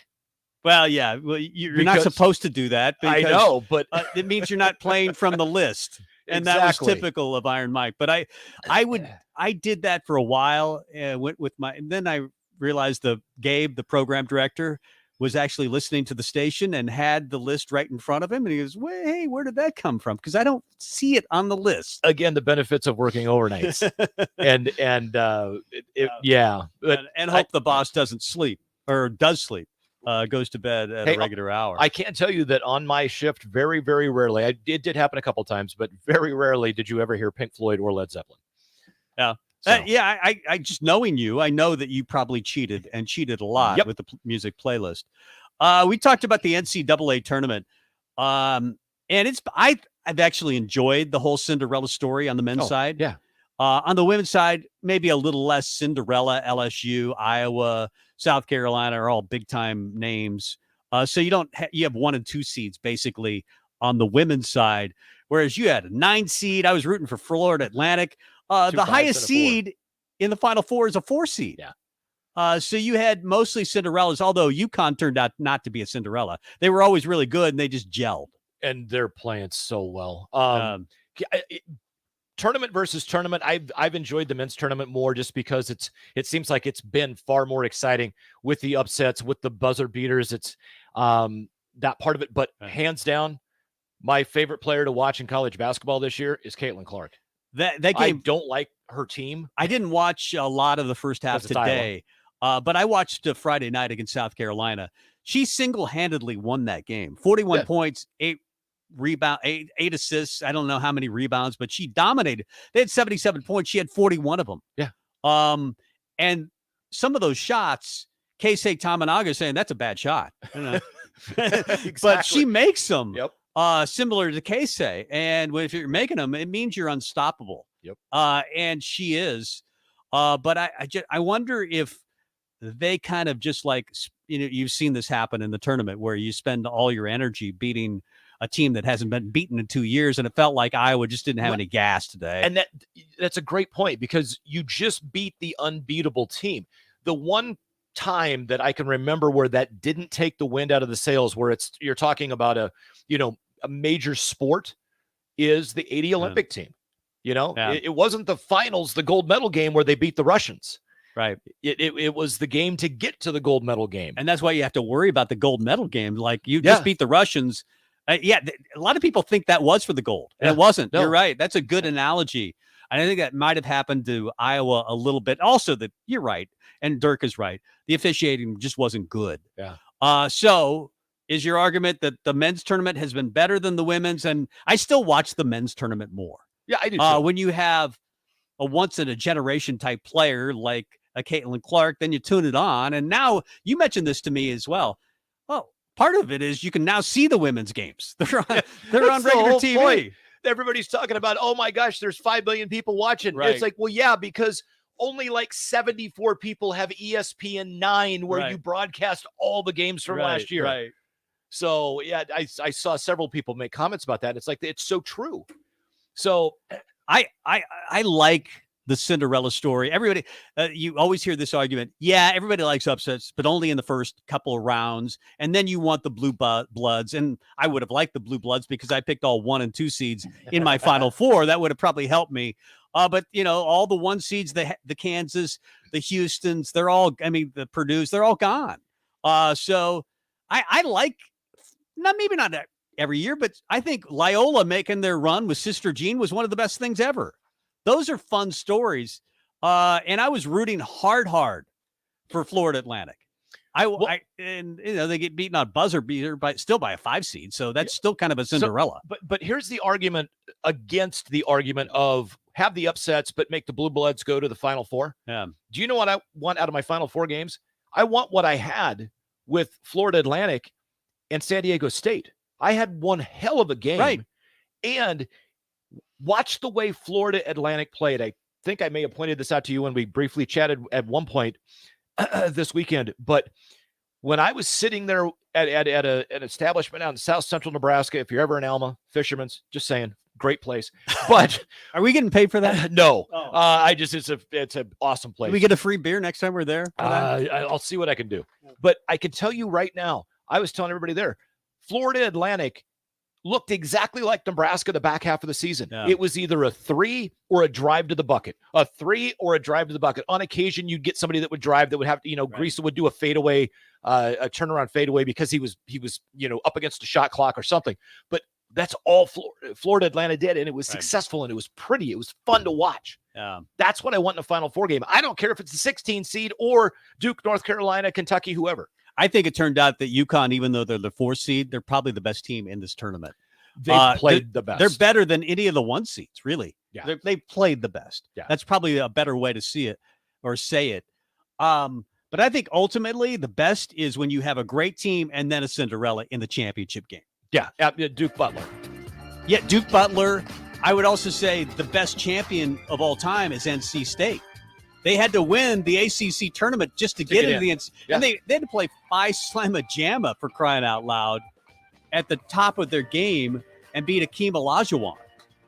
And the way it happened, and then you get the knucklehead coach that we all love, Valvano, running around looking for somebody to hug. Yep. If he would have just simply, popped a tic-tac before that, he would have gotten all kinds of hugs. But no. That to me was the greatest champion. Or Villanova. Oh yeah, Raleigh. I think they were a 9 seed when they played Georgetown and Patrick Ewing. So you have the Cinderella versus a 1 seed. That might be the best scenario ever. Yep, I would agree. But great tournaments on both sides, though. We're taking next weekend off and watching the Masters. Heck yeah. So I'll take Tiger. We'll take Easter off, but we'll see you the week after that. And we're taking Tiger. Yeah. In the meantime, see ya. See ya. At first, I was really nervous and intimidated to buy a ring. I wasn't sure what I was getting into. My experience at Starter Heyman was very easy. I felt like I walked out